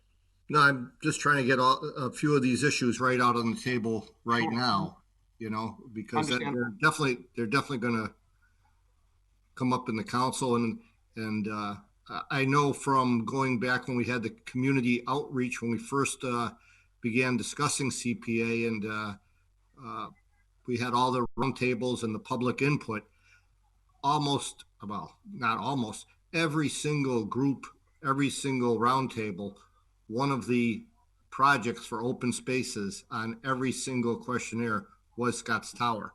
So in my mind, there's no question at all that there's going to be great community support for this. But we've got a city that's already financially stressed, you know, one of the poorest in the state. And, you know, how financially we do what we want is another thing, and then maintaining it in the long run. So I certainly understand. And I should just point out to you, you know, in terms of what you were saying, that this has always been a priority for the city, as I understand it, has been described to me, is revitalizing Anniversary Hill Park. I just want to point you to this. Can everyone see the screen that I just shared here? Yeah. Yes. So this slight rise right behind Scott Tower, it's like a step up. That's the exact property that we're talking about here. It starts right there, literally next to Scott Tower. This used to be a cleared open meadow with 360-degree views of the Connecticut River Valley. So that's kind of how, if we lose that and that becomes two houses, I think that one of the big arguments is, what does that mean for the future of Anniversary Hill Park if that's lost? It was an integral part of the park, even though it was privately owned all this time, that landowners let people go up there. It was kind of one of the key destinations, especially for people who didn't go up to the top of the tower, for community events, weddings, sunrise religious services, I've heard. So really incorporating that park back into the park, I think, is really an impetus to look at the restoration of the entire park, and also is just critical for the feasibility of the, you know, the park as a whole, is kind of retaining that. So this picture was kind of moving to me, since I've walked up in the scrubby land that it is right now, to see what it once was and how important it is for, you know, maintaining and protecting the entire park. So I just wanted to share that. Well, I can tell you this much, Mark. I can remember as a child being piled into the station wagon with the family and all the relatives and the aunts and uncles coming from different parts of the city and even from South Hadley, to be up there to spend the whole day picnicking. And one uncle would get up there early in the morning just to stake out a spot because it was so popular. So that's a great story. I remember the trails and the bridges and the staircases, and even the fountain coming out of the side of the hill where people would go up and fill their water jugs too and take the water home. So it was a great place. It was. Yeah. And just, I had heard again that it was, when this first opened in 1923, 100,000 people showed up. And that's how big this park used to be. There were 3,500 people involved in the pageant for Holyoke's 50th. So, I mean, it had some grandeur, and it's sad to see the way it is right now, but it's still, it's not gone. It's still there. It's just, you know, this seems like the best opportunity that's come along in a long time to bring it back. As well as, again, as Yoni was pointing out, it's kind of a crisis and opportunity situation. You know, the crisis is this land could get sold off, and that could really impair the park's future. The opportunity is we could use it to launch the future of the park. But, so I saw, is it Michael? Someone had their hand up. I'm sorry, I didn't mean to. Oh, Mary, sorry. Yeah, in regards to Mike's question about how to, whether we should be concerned about the process of Kestrel owning it, maybe somebody should describe or recall the recent glue tech purchase, because that was done in cooperation between Kestrel and Conservation in the city of Holyoke. So I'm not sure, Rosemary or Yoni or Mark, maybe you want to. Either way, I mean, so in order to make glue tech happen, we had to use Kestrel's leveraging to get us there. And we're doing the same on this project. It just holds us in place. It's kind of a placeholder using Kestrel and their ability to put funding forward until we get the funding from the state or the grants that we write. And the other thing at this point that I'd love to point out is that, which I think Andrew pointed out tonight, is that we have 145,000 sitting in open space funding. We didn't do 2 funding rounds for open space in 2 years, and 10% of our funding from CPA has to go to open space. So we already have 145,000 dedicated to open space funding. So we're asking for 175,000. That's only 30,000 of new funding from the CPA committee. So otherwise, we just keep throwing it in the coffers. But this project is never going to come back. So I think it's just awesome.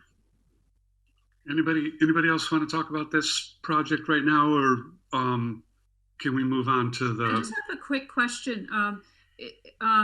You need the vote for the December 10th deadline, but you understand that it's a longer process for the actual contract and everything to be written and all of that, right? Yeah, absolutely. I think it's really just the affirmation from both the CPC and then the city council that there's backing there and that there is funding there will allow us to feel confident to take out the bridge loan. And again, we would be waiting for state grant funding to come in to actually complete the transaction, for the real estate transaction. And that wouldn't be, again, I'm not expecting it until fall of 2021 at the earliest.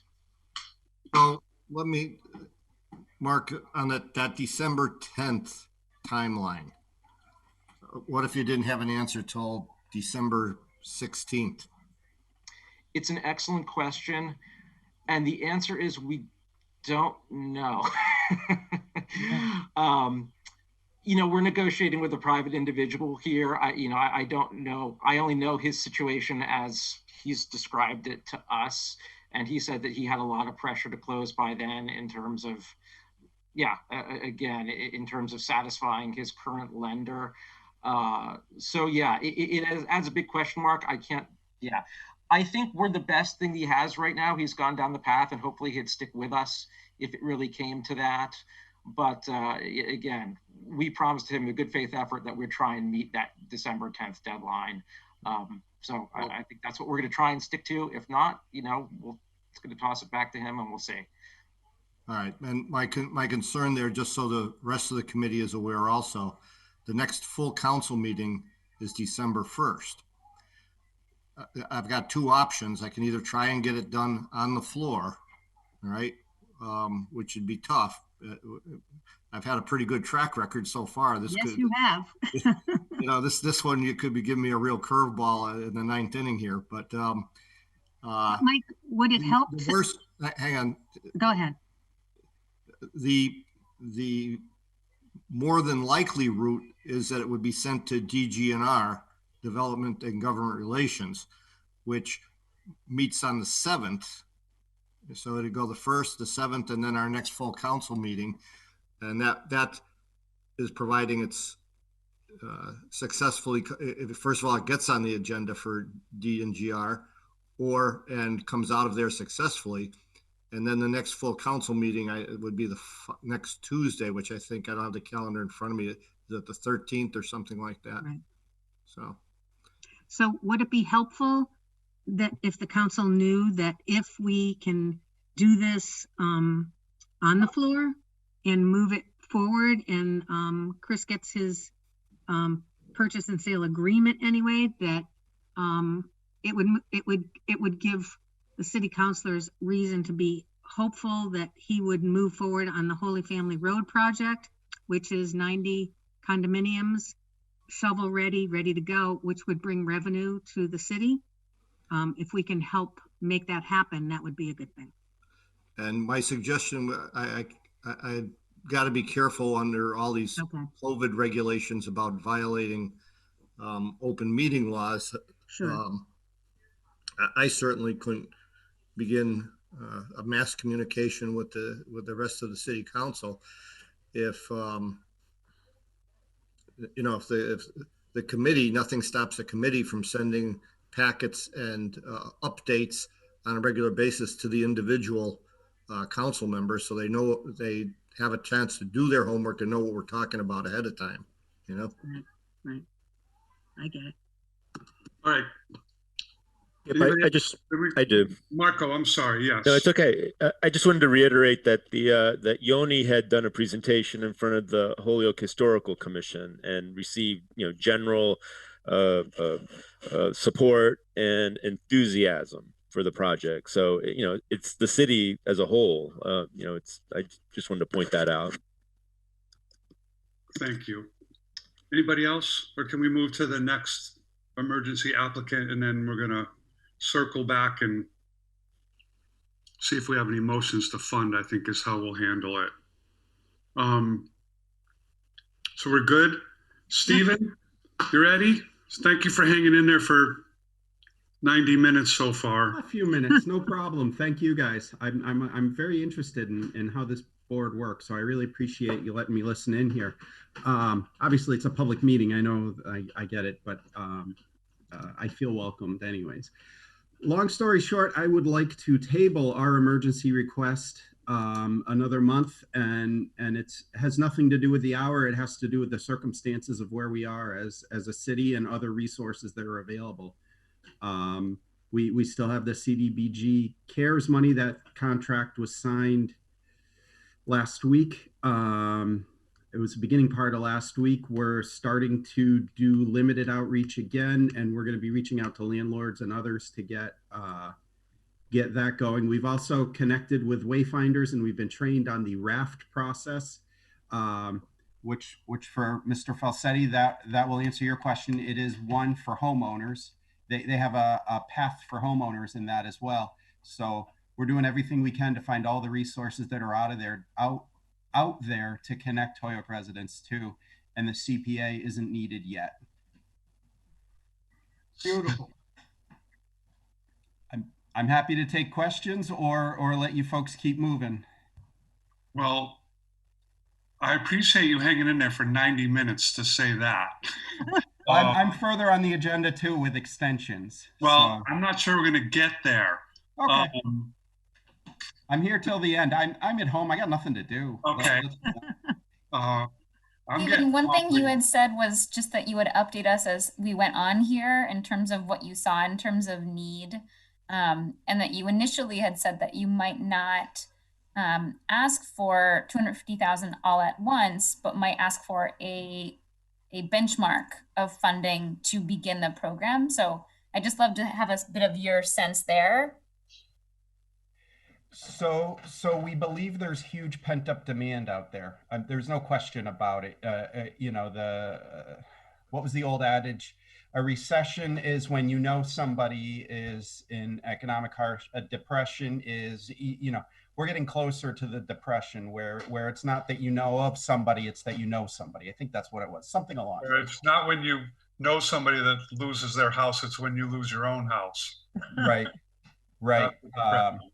It's very commonplace that folks and what's interesting, what I'm looking at now too, and maybe this is a touch off topic, but there is a huge amount of influxed capital coming into Holyoke in multifamily units.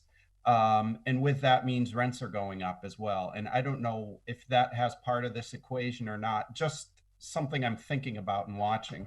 But long story short, to answer your question, Meg, I'm sorry.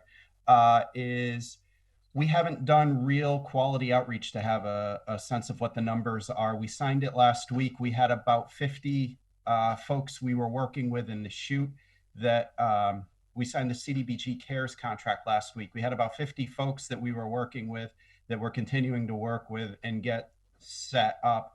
And at which point we're going to start incrementally doing bigger outreach to get the word out. There's a lot of people that have never experienced this before, don't know what to do, and frankly are a little bit hiding.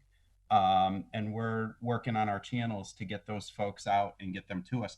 I can tell you our fuel assistance program is in high gear, and we've been doing high outreach for that.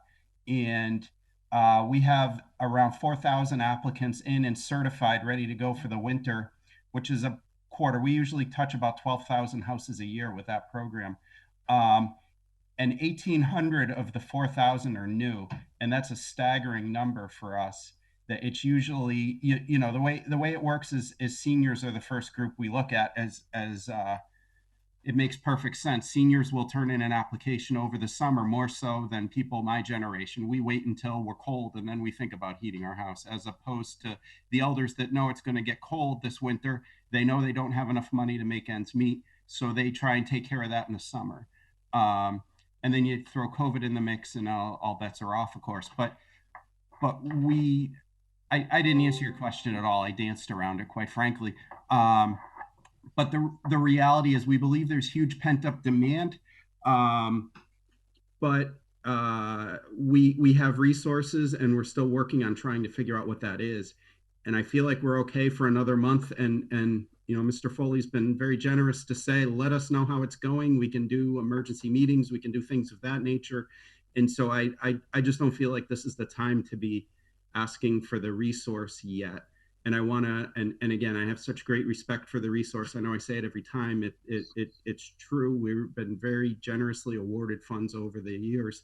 So this would be the last resort resource we'd bring in to our bundle.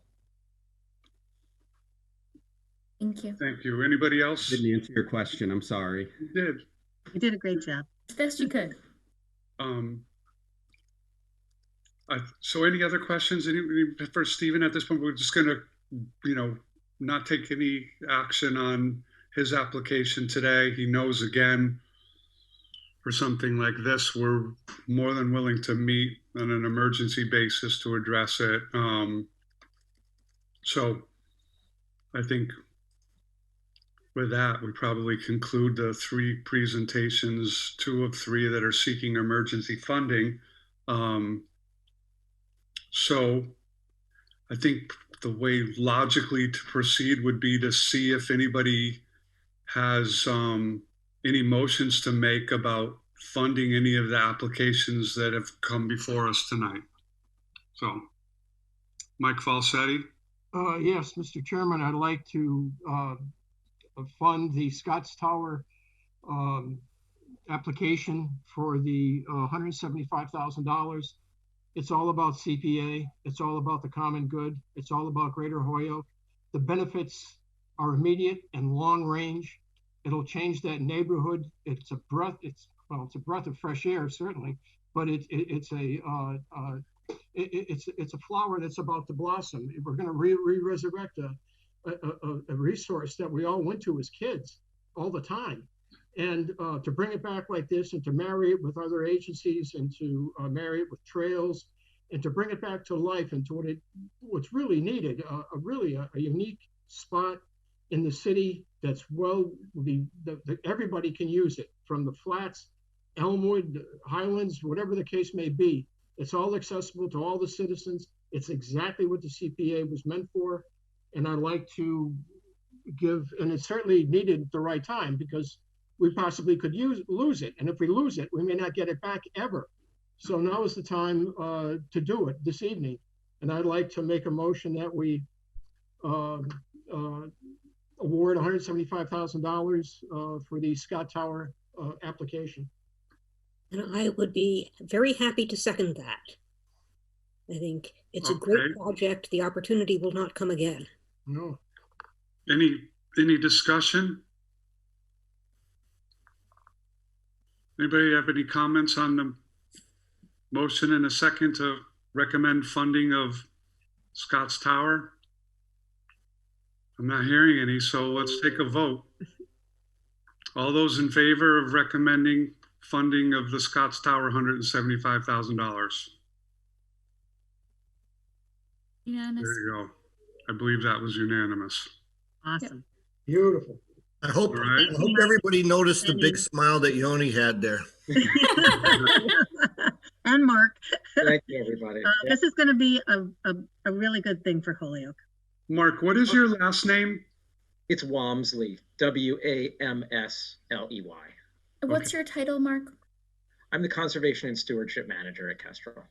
Thank you. Thank you, Mark. That's for the minutes. All right, do we have any other motions? Anybody else want to make a motion?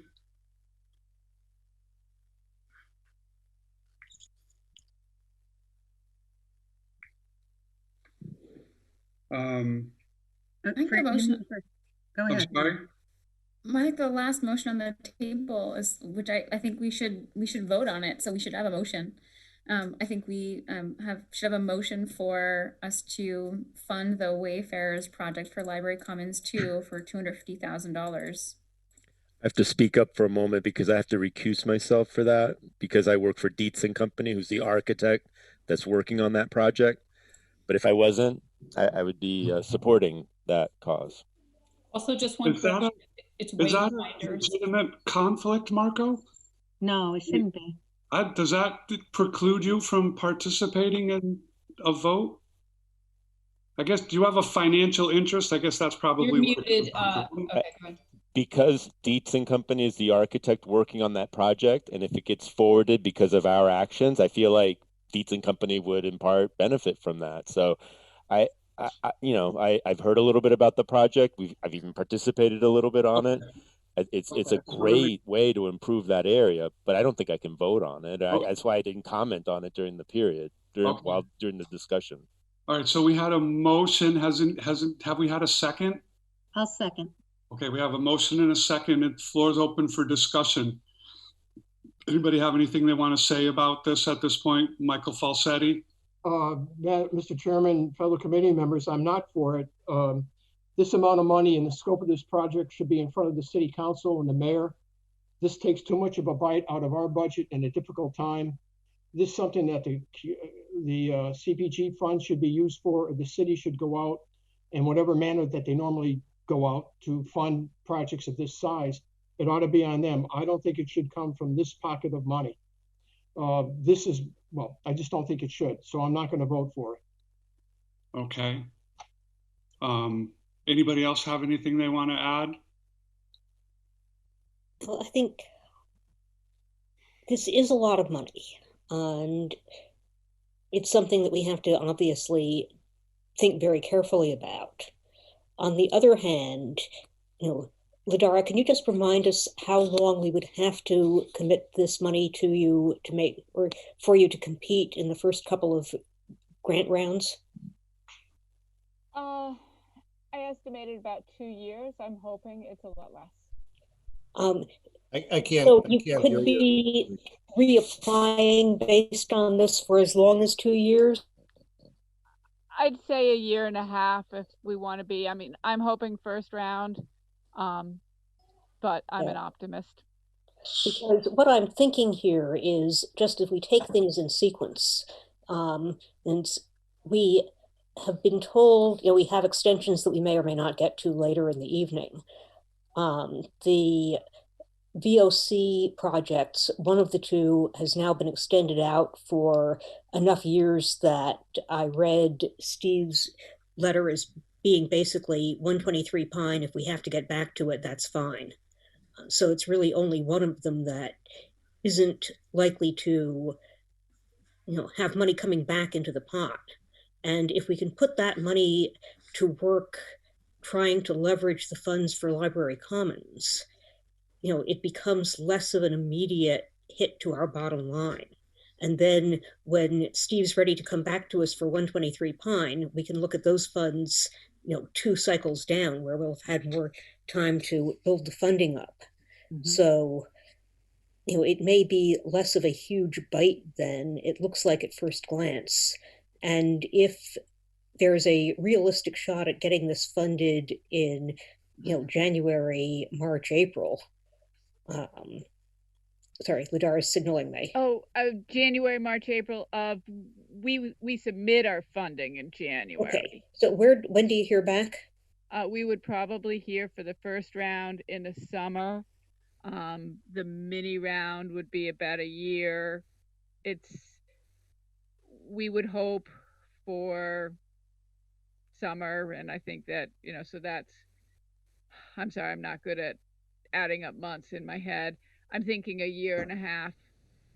Okay, but let me, and this is hypothetical at this point because I'm trying to problem solve on the fly, but if it were a matter of, you had to choose between our funding with a second look and a potential deadline for coming back to us in late summer, would you prefer that to our just saying no?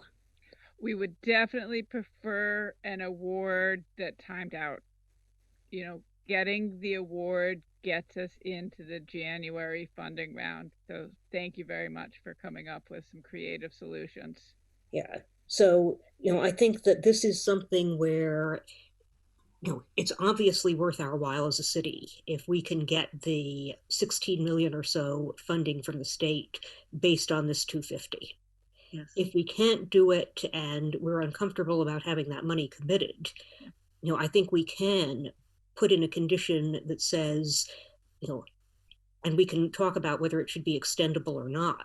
But, if the award isn't made in the first round, then the money comes back to us. What I'd ask for, I think the first round, I'm an optimist, is a year, which would get us through the first round. And they do have what they call a mini round for highly competitive projects, which if we didn't make it in the first.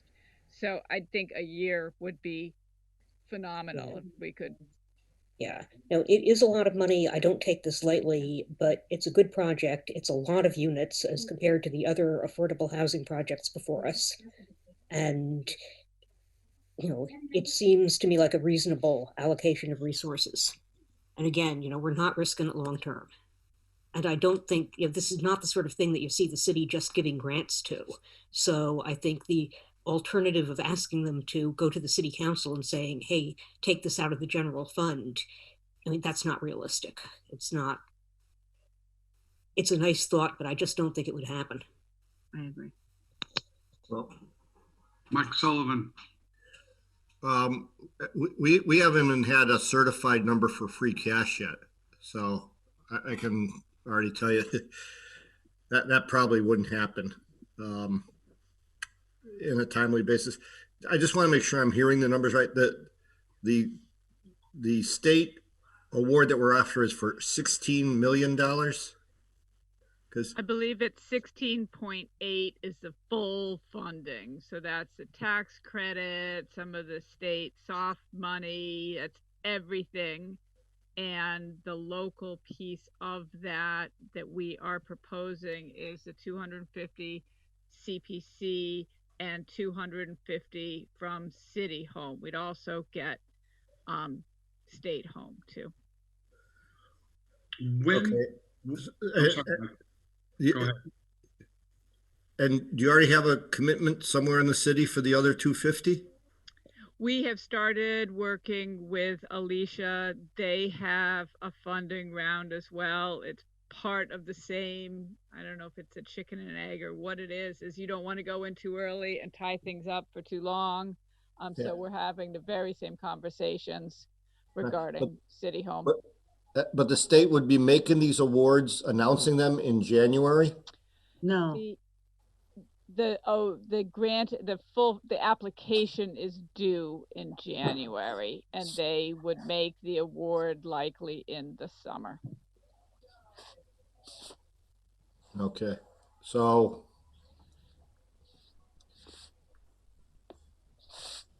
an 8-month time frame. Why would we need even a full year? The reason that I had requested a year, and we are we are very grateful for all the help we get, so I don't want to ask for too much. In the beginning, I started asking for a year and a half. Is that I'd like to enable it. It would be amazing if we got funded in the first round. These funding rounds are so competitive that very, very often the majority of applications do not get funded. But because this project is such high need, it is so ready, it is so crafted, we would get invited. And I know this gets into a little bit of the weeds of my funding process. We would hope to get invited into what they call a mini round that for this year was over the summer. They haven't made the announcements yet. We're hoping to hear soon. So a year would get us through the first round and what we call the mini round. It would give us a bite and a half. Makes sense. So what I think we're all kind of leaning towards the same question, which is, what if we were to recommend funding for the first cycle with, which is 8 months, and then include in the agreements an ability for the committee to revisit and extend with or without city council approval for the mini round. So that gets you your year, but we get a second bite at the apple after 8 months, recognizing that we may have other emergency housing or funding needs that come up this year. And so it would be, the ability to go to the mini round would be contingent upon further approval of the committee. Is that something you could live with? I think that's more than fair. I mean, we definitely understand that while this is a small percentage of what our overall project is going to be, that this is still a lot of money. We are happy to come before you folks anytime you want us to come before you. So what do other committee members think about that? I mean, I think we've all said it in maybe different ways, but right, we're discussing a motion and a second to fund. How would, if we're interested, how would we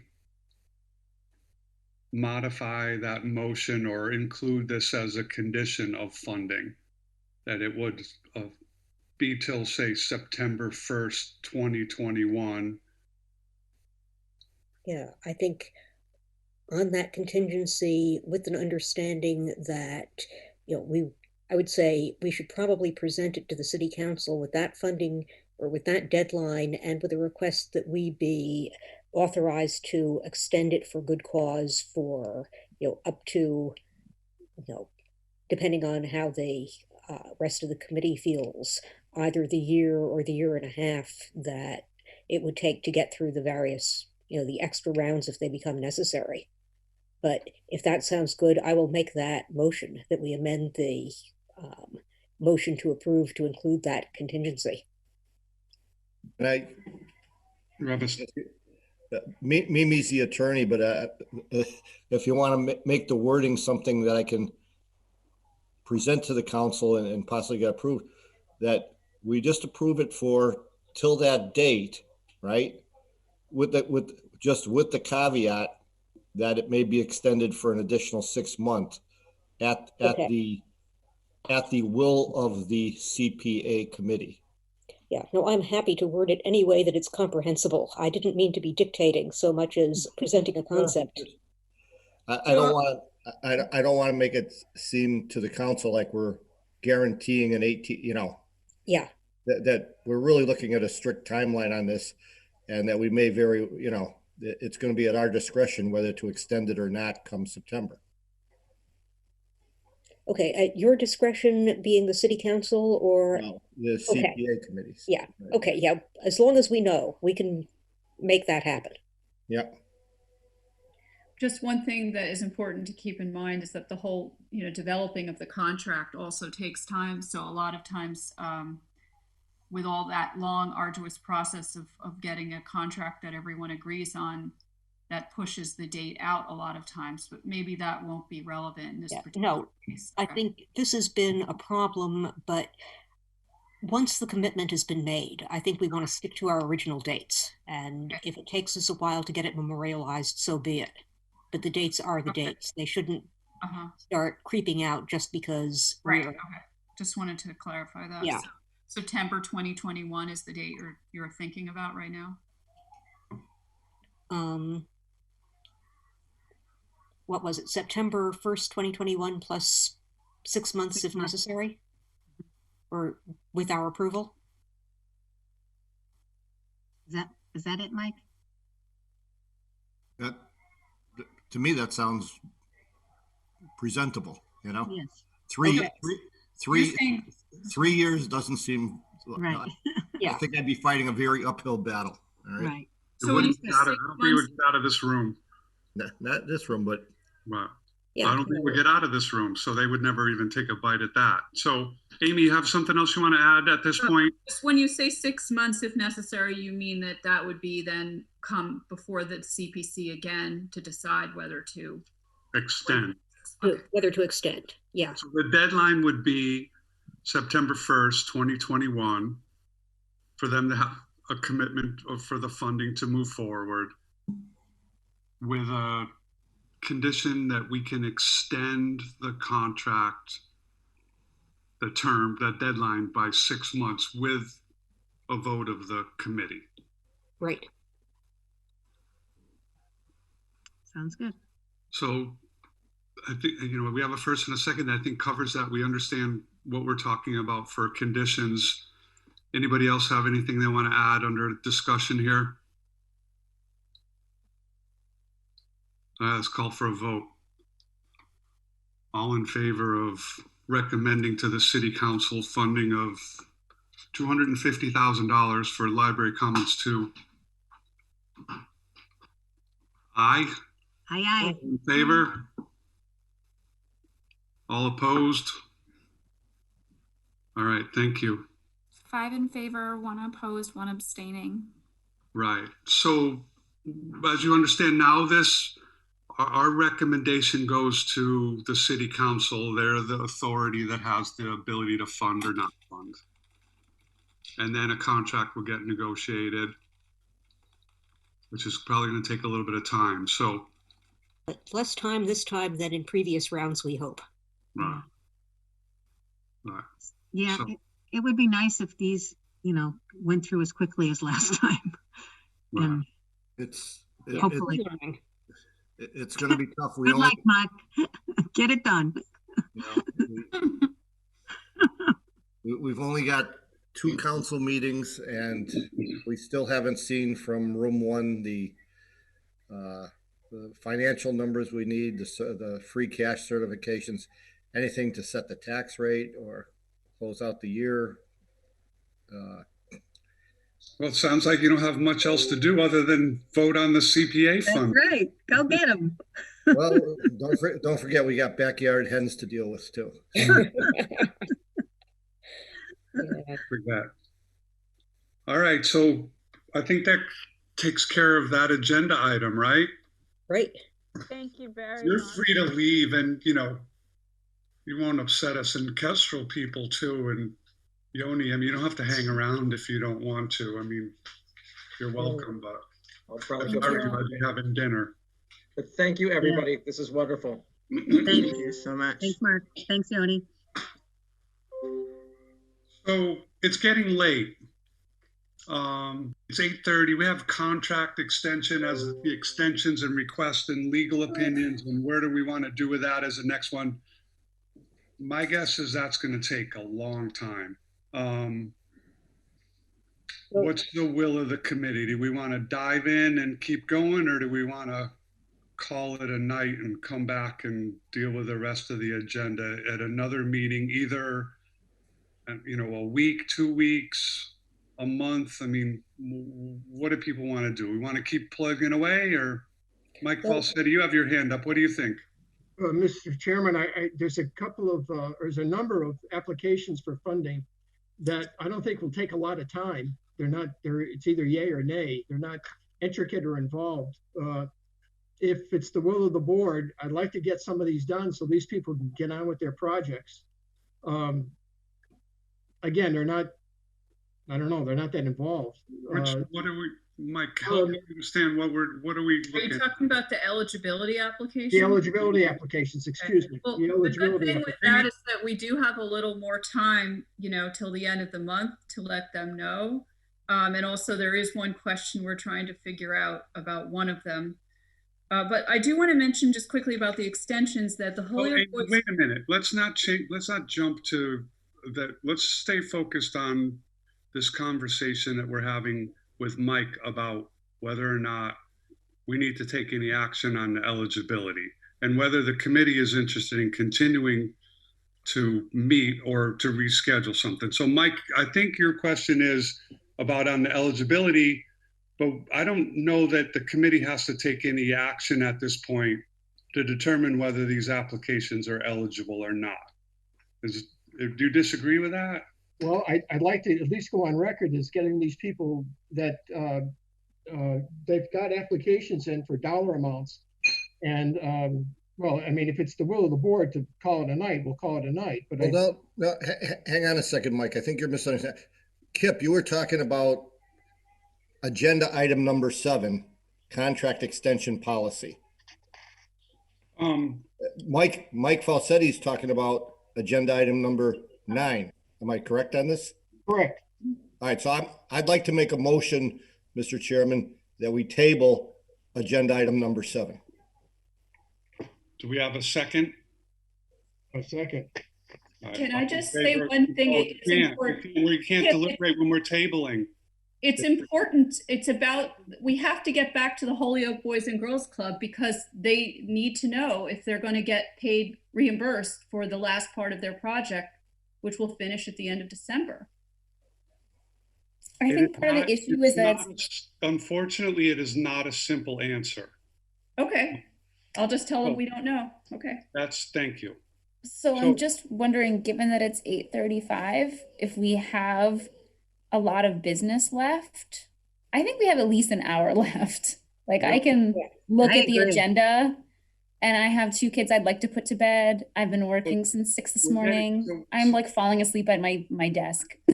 I'm with you, but what I'm trying to do is follow the rules, right? So we had a motion and a second to table. We're not supposed to deliberate motions to table.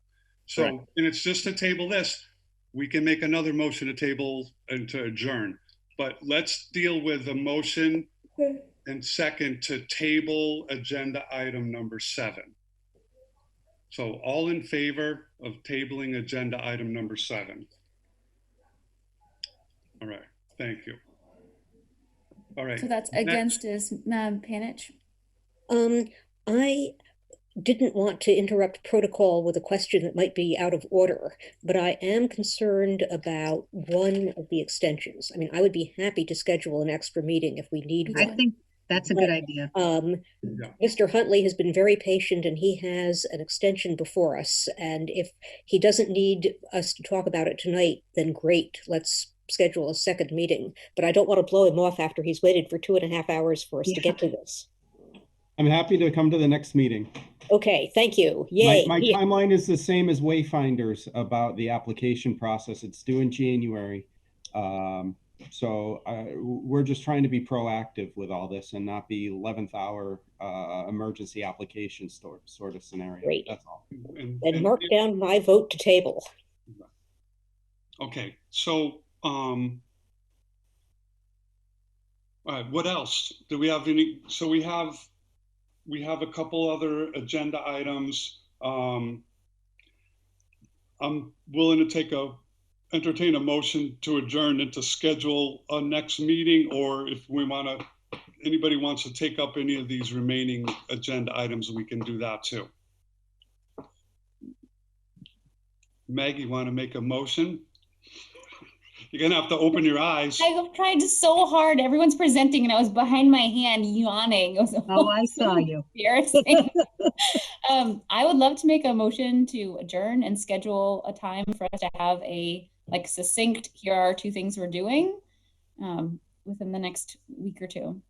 Oh, All right, so what about scheduling a next meeting? I mean, next Wednesday is the night before Thanksgiving. I don't know how people feel about that. Well, There's we're all other nights home. of the week. We're all home. Doing anything for Thanksgiving? I'm gonna be home. I'm home. Do we want to meet next Wednesday? Actually, yeah. Just keep it short. Yeah. can we all have a glass of wine in front of us? We might as Of well get course. it. Now you're We don't talking. have one now? Yeah. We've all got them going on the side anyway. So, Tonight was hot chocolate. Looks like water, but it's vodka. yeah, Sure it is, there you Mike. go. Sure it is. Mr. Okay, Chairman, so can we schedule our next meeting for next Wednesday at 6 o'clock? sure. Yeah. It'll work for everybody? Okay. Yeah, For let's 1 hour. Hey, that sounds great. We'll have a very limited agenda. yeah, And, let's make sure to get the agenda out right away so that we can post it in time. Yeah. Oh, right. Don't worry, we will. Well, it's simple. It's just the last 2 we didn't get to. Oh yeah, it is simple. It's just that it has to be posted in time. Thanks, Amy, for that Thank you, upgrade. Amy. All right, so make another motion. So a motion to adjourn. Second. All in favor? Aye. Aye, aye, aye. See you next Wednesday. Good night, everybody. Okay. Good night. Okay. Good night. Stay Thank safe. you, everyone. Bye. Thank you. Bye. Bye.